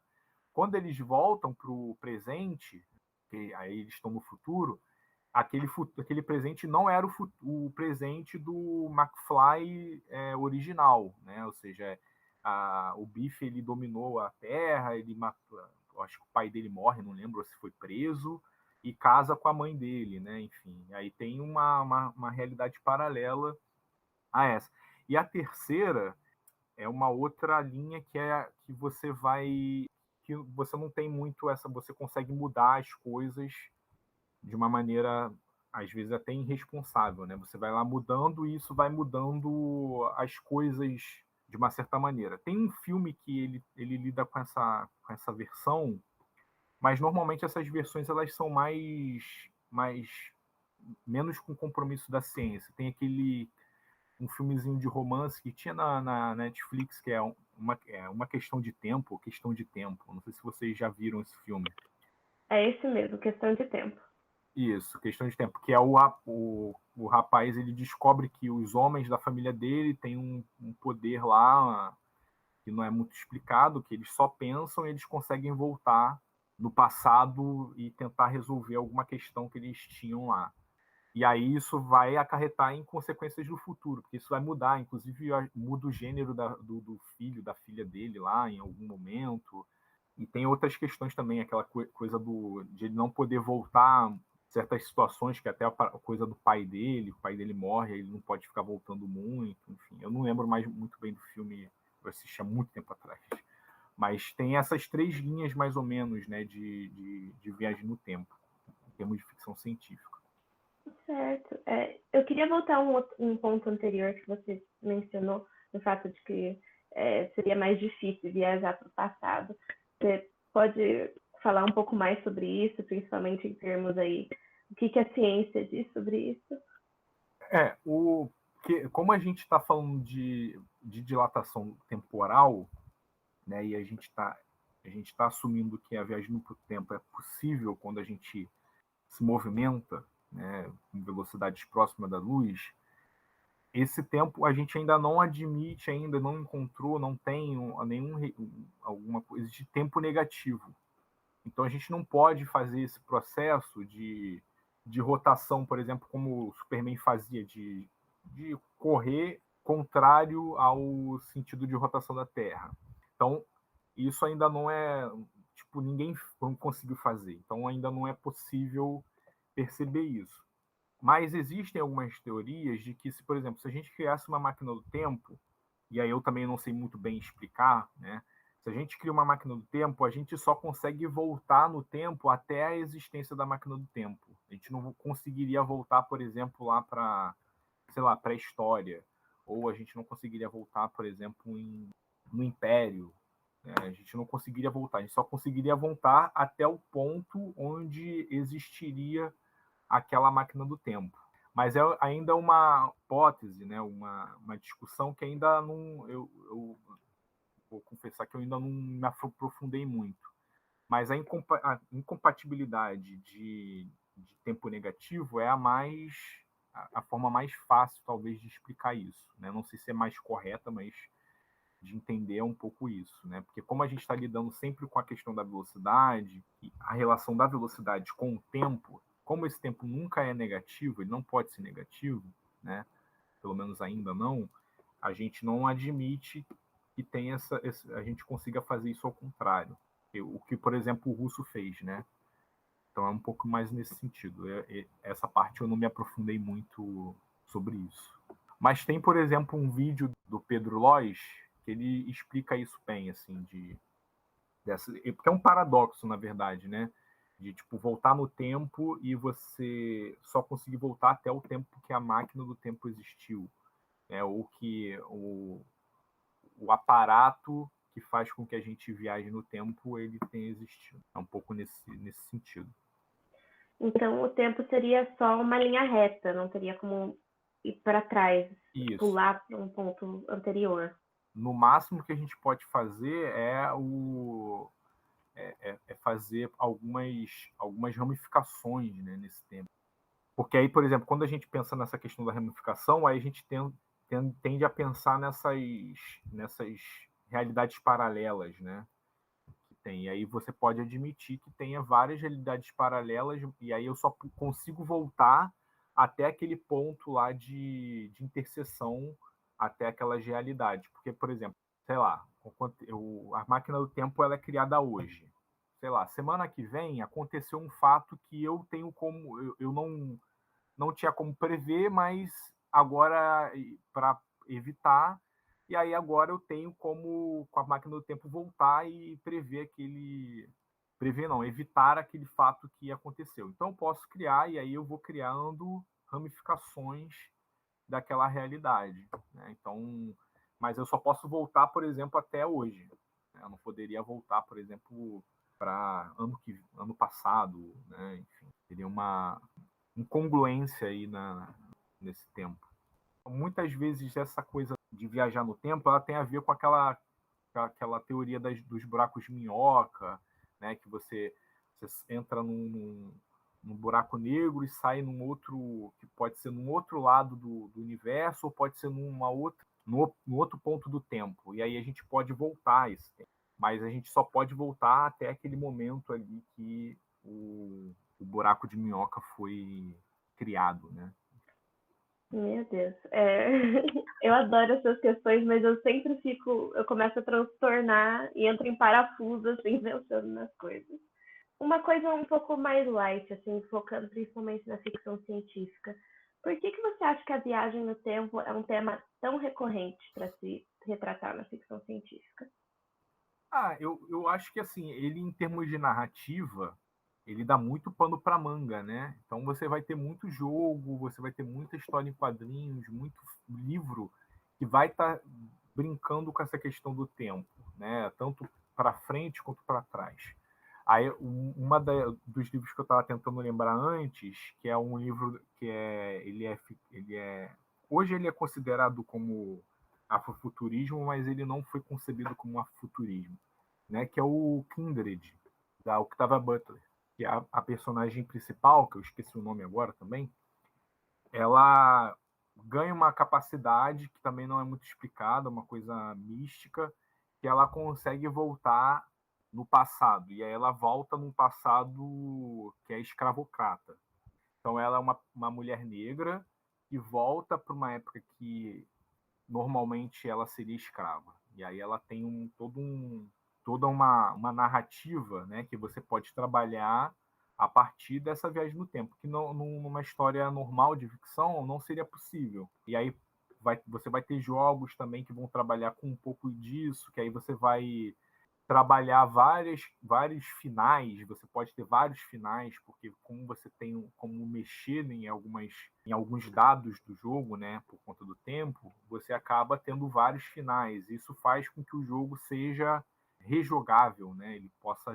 A pessoa pode revisitar aquele jogo. Na literatura, eu acho que é um pouco desses dois caminhos, né? Que é a questão do fascínio de você poder lidar com o tempo e com essa narrativa que pode ser plural, né, no sentido de você poder trabalhar várias perspectivas, discutir questões. Porque, por exemplo, o livro do H.G. Wells, né, A Máquina do Tempo, eu não considero ele muito um livro, né, sobre viagem no tempo. Ele é um livro que, para mim, eu discuto muito mais questões de classe do que a viagem no tempo propriamente dita, porque também já faz tempo que eu li, né?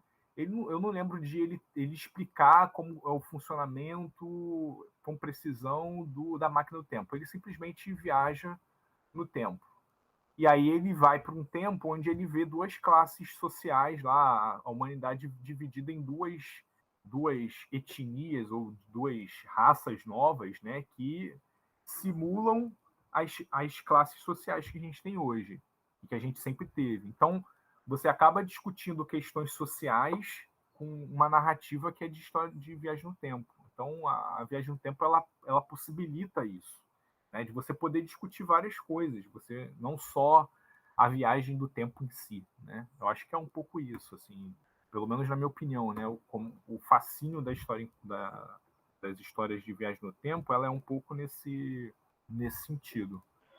Com certeza. É um pouco daquela questão do soft sci-fi, né? De a gente usar da ciência para explorar mais a sociedade do que, sabe, a parte mais hard de como que funciona.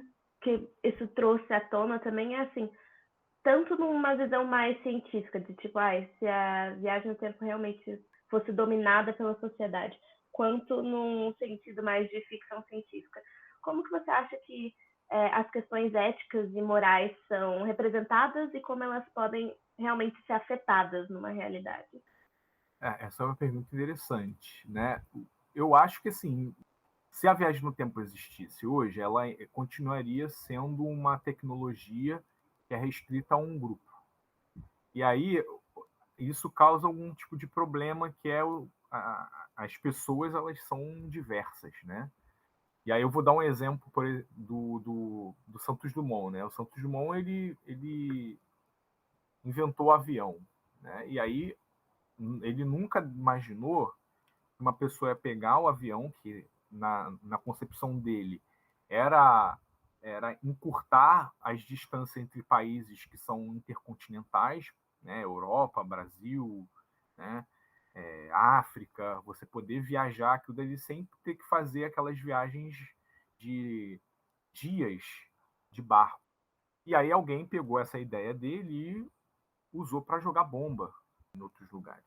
Então a viagem no tempo, ela vai, e aí você vai ter pessoas que vão tentar resolver problemas sociais com a viagem no tempo, como vai ter gente que vai querer usar isso para benefício próprio, como foi o Biff, por exemplo, no Viagem De Volta para o Futuro 2. Né? Então eu acho que vai ser uma tecnologia, como outras tecnologias que a gente tem, que vai ser elitista. É igual hoje, por exemplo, você viajar para o espaço. Né? Ninguém, né? Só se você... Aí, às vezes, tem aquele concurso lá que você tenta para poder conseguir uma viagem, sei lá, pela Tesla ou pela NASA, você ir lá e dar uma volta na Terra.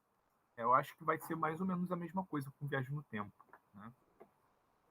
Para além dessa consideração da viagem no tempo sendo alguma coisa que é para a classe dominante, quais que você acha que seriam algumas consequências, tanto positivas quanto negativas, para essa sociedade que domina a viagem no tempo?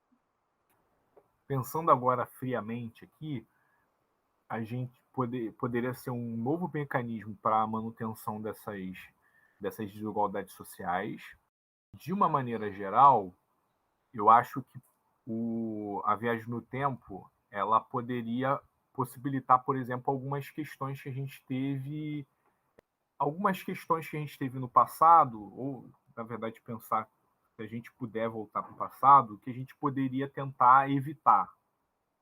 Grandes guerras, grandes catástrofes, enfim, né? Aquela coisa que normalmente em ficção científica tem, né? De eu vou voltar para poder falar para a humanidade isso que vai acontecer. Igual, por exemplo, acontece no Exterminador do Futuro, né? No primeiro, né? Que o cara volta para o passado para poder avisar a Sarah Connor da Skynet e falar que ela vai ser mãe do Salvador e tem que proteger ela, porque o Exterminador também volta, né, para poder exterminar ela, porque ela morrendo, o John Connor não deixaria de existir. Então você pode ter esses tipos de coisa, né, mas eu não sei o quanto isso seria benéfico, sei lá, voltar e sei lá, impedir o Hitler antes de ele fazer o que ele fez. Não sei. Aí seria uma narrativa interessante para escrever, né? Uma ficção científica, por exemplo, uma pessoa que volta e evita, por exemplo, uma guerra ou evita alguma catástrofe, enfim. Eu acho que é um pouco nesse sentido. Uma outra que é um pouco, que agora me veio à cabeça, que talvez seja mais para quem está no nosso futuro, né? De, por exemplo, ter algum tipo de doença que já foi resolvida, por exemplo, câncer, e a pessoa voltar para o passado, agora no nosso tempo, no nosso presente, e trazer esse remédio. Porque tudo que a gente pensa envolvendo viagem no tempo vai envolver aquela questão lá da teoria do caos, né? Ou seja, uma coisa que eu às vezes acho que é ínfima, eu vou mudar lá, por exemplo, aquilo dali pode resultar num outro grande problema. Então, eu ficaria pensando, por exemplo, vamos viajar no tempo, a gente prende o Hitler antes de ele fazer aquilo tudo, tipo, meio que Minority Report, né? Ou seja, prender ele antes de ele fazer o que ele fez, antes de ele começar a fazer o que ele fez, e aí a gente criar outro problema mais para frente, né? Ou seja, vai vir um outro ditador, um outro tirano em outro lugar, e aquilo dali não ser realmente evitável. A gente só evitou o Hitler, mas o nazismo em outro lugar surgiu, né? Eu não sei. Aí um papo mais de especulação, assim, de bar, que a gente pode discutir, aí várias pessoas com minha opinião, mas eu acho que é um pouco isso, né? Tanto nesse sentido social, de a gente voltar para poder evitar algum tipo de problema, mas aí eu não sei se o evitar o problema se geraria outro problema, ou se algum tipo de tecnologia ou de cura de doença que aquela pessoa volta para poder falar para a gente.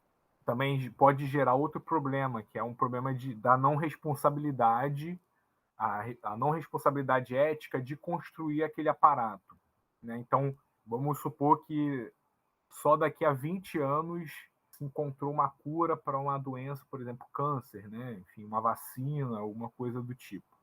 E aí um viajante no tempo de 20 anos à frente volta para trazer essa informação. Esses 20 anos de discussão e de desenvolvimento, eles têm várias camadas que, se o cara voltar e já dar isso de mão beijada, eu não sei também qual que é a consequência disso. Consequências éticas, morais, enfim, nessa linha, né? Não sei. Eu não sei se eu estou respondendo a sua pergunta ou se eu estou gerando mais perguntas.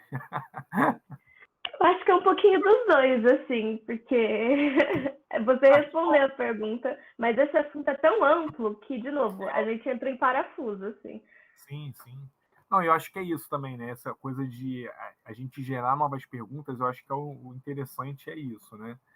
Para poder as pessoas pesquisar, né, também, procurar outras histórias, jogos, filmes, porque você vai ter uma infinidade de filmes que vão retratar problemas, né, e aí eu lembrei de outro filme, né, que tem um pouco nessa perspectiva do que você estava perguntando, que era um filme que eu acho que ele é do Bruce Willis. Eu acho que é o Bruce Willis, não lembro. Que é aquele Looper, tinha na Netflix, não sei se tem mais. Já até passou na TV aberta. No futuro já tem uma tecnologia tão avançada que você não consegue, por exemplo, a máfia não consegue, por exemplo, matar uma pessoa, né? E fazer aquela ocultação de cadáver, sumir com o corpo, né? Ou seja, existe uma tecnologia muito boa já no futuro para fazer e aí as pessoas eles começam a contratar os loopers, você manda a pessoa para o passado e aí aquela pessoa, um assassino, né, ele mata aquela pessoa e oculta aquele cadáver no passado. E aí é isso, assim, é um problema que aí você começa a jogar, né, o lixo, né, ou seja, os problemas, você começa a jogar no tempo, né?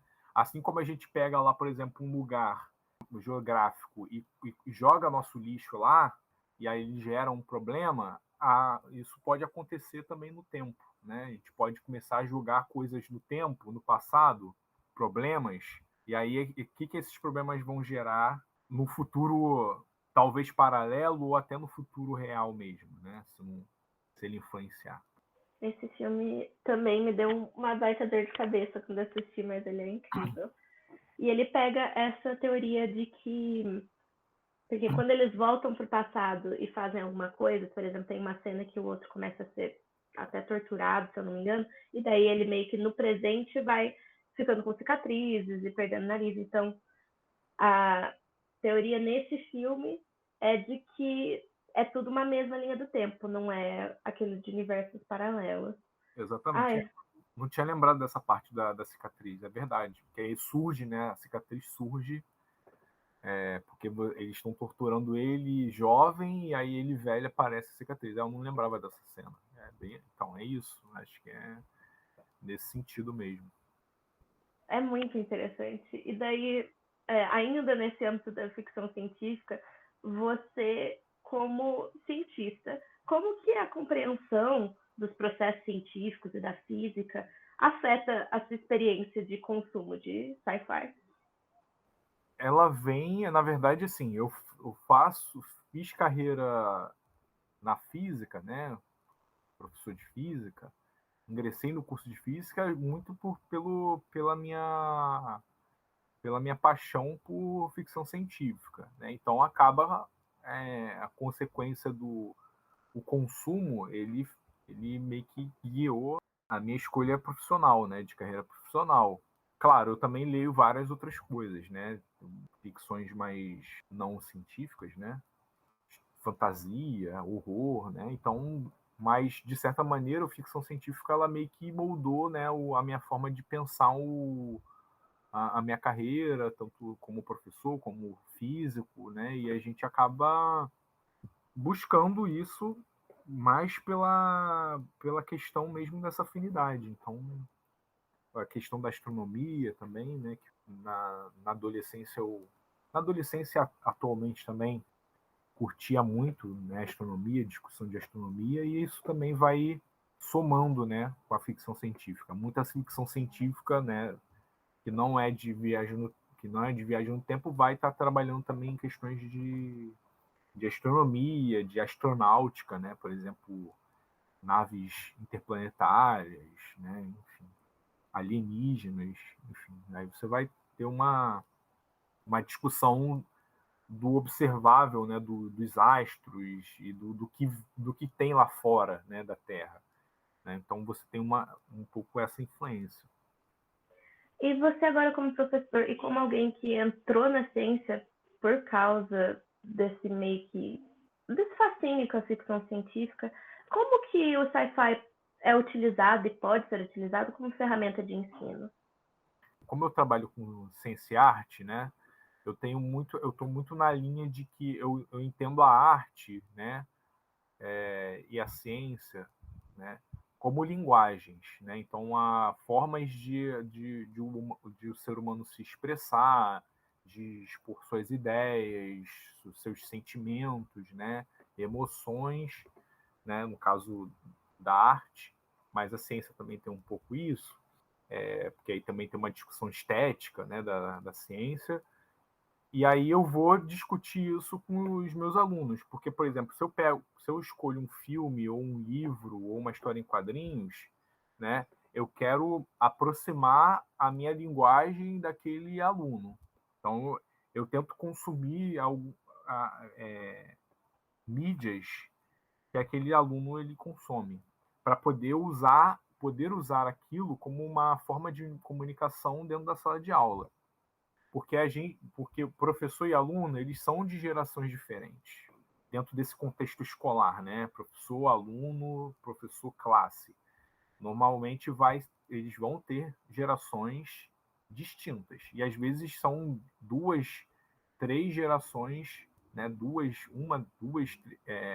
gerações de distância. Né? Porque aí a gente pensar, por exemplo, que é de 15 em 15 anos, sei lá, hoje em dia, não lembro agora qual que é o valor de gerações. Mas você tem lá um aluno que tem 15 anos e um professor com 40, com 50. Então você tem ali uma distância ali de gerações. E aí esse professor, para poder se comunicar bem com esse aluno, ele precisa estar se familiarizando com as mídias que aquele aluno consome. Não adianta de nada eu chegar, por exemplo, também, por mais que eu goste, por exemplo, de ficção científica, de história em quadrinhos, eu chegar com umas histórias em quadrinhos, uns filmes da década de 80.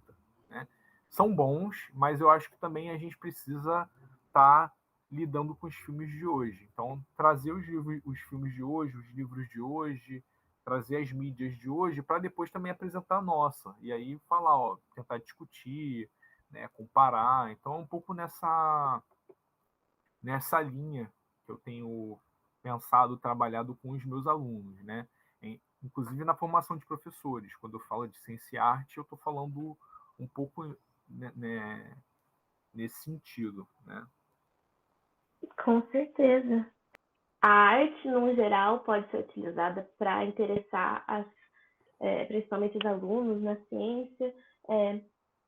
Como que você acha que a ficção científica num futuro, assim, pode, não sei se melhorar seria a melhor palavra, mas ser utilizada cada vez mais como essa ferramenta de envolver as pessoas na ciência, porque a gente está num momento em que o negacionismo está tomando conta e cada vez mais a gente tem essa negação e essa aversão à ciência. Como que a cultura pop, até usando o acrônimo ali do ANSEC, o anime, a cultura pop e a ficção científica pode ser utilizada para atrair essa nova geração a tanto entender como o mundo funciona, quanto combater essa ignorância. Tanto a ficção científica, o anime e tal, os desenhos, né, eles precisam estar discutindo questões sociais. Né? Eu também não acredito muito que a mídia seja vazia. Né? Não tem mídia vazia. Acho que a mídia ela tem funções. Tem mídias que servem para alienar, tem mídias que servem para fazer a pessoa pensar, né? Então, no caso, o professor, né, e o criador de conteúdo, né, o escritor, o autor, o desenhista, o ilustrador, eles têm que ter um pouco esse compromisso com a sociedade, né, de passar uma mensagem de uma forma e aí sim a gente vai lidar com a ludicidade, com o humor, né? Porque aí faz sentido a gente trabalhar com essas mídias também, muito para poder tirar aquela carga pesada dos conteúdos científicos, tanto da física, da química, da biologia, matemática também. Então, você deixar isso, mas você também trazer a questão da crítica àquilo, né? Então, acho que a minha recomendação, né, para, por exemplo, futuros escritores, futuros desenhistas, ilustradores, é tentar fazer uma mídia, uma obra artística, seja ela literária, seja ela fílmica ou quadrinística, que ela seja traga uma discussão crítica sobre o cotidiano, sobre a sociedade, sobre como a tecnologia ela tem nos amarrado, como a ciência tem se posicionado sobre isso.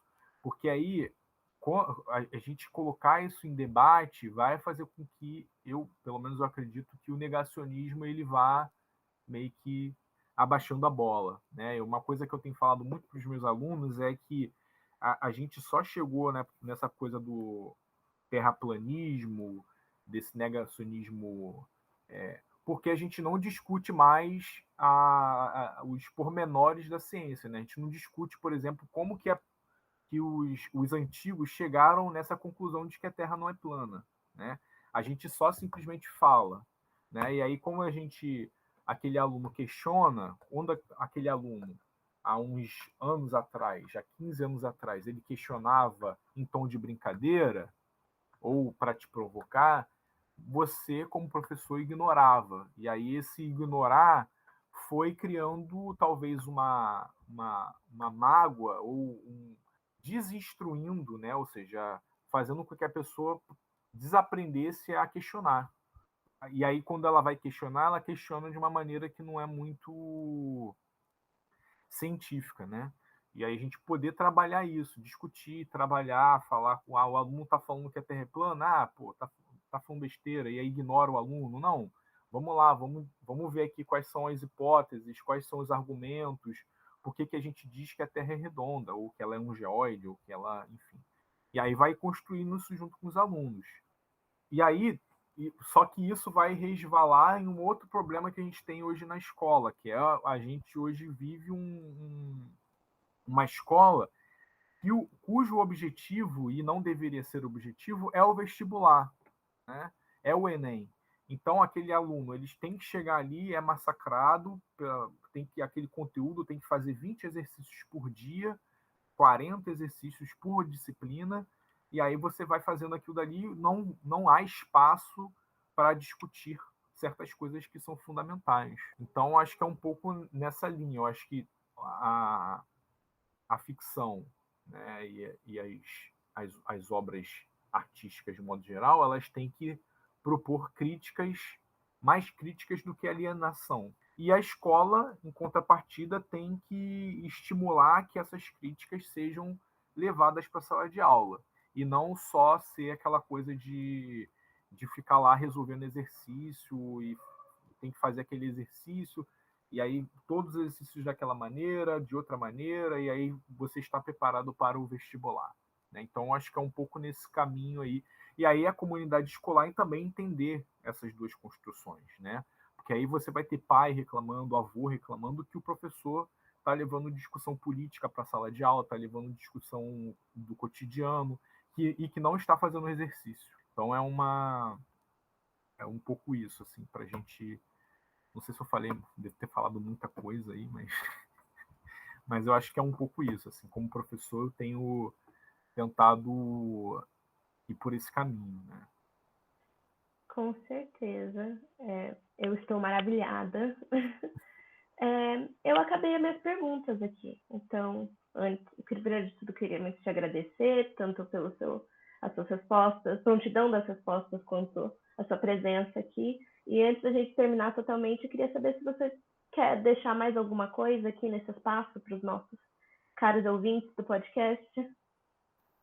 Eu queria, na verdade, agradecer, né, a oportunidade. Eu fico um pouco nervoso, porque é isso, às vezes a gente fica com um pouco de receio de falar do que vai falar, né, às vezes falar besteira e tal, né, mas realmente, você falou que era um papo bem descontraído, não senti bem à vontade, né, e aí falar para as pessoas, né, eu acho que assim, a gente deve valorizar muito a nossa educação, né? Eu acho que trabalhar a educação, os professores tentar fazer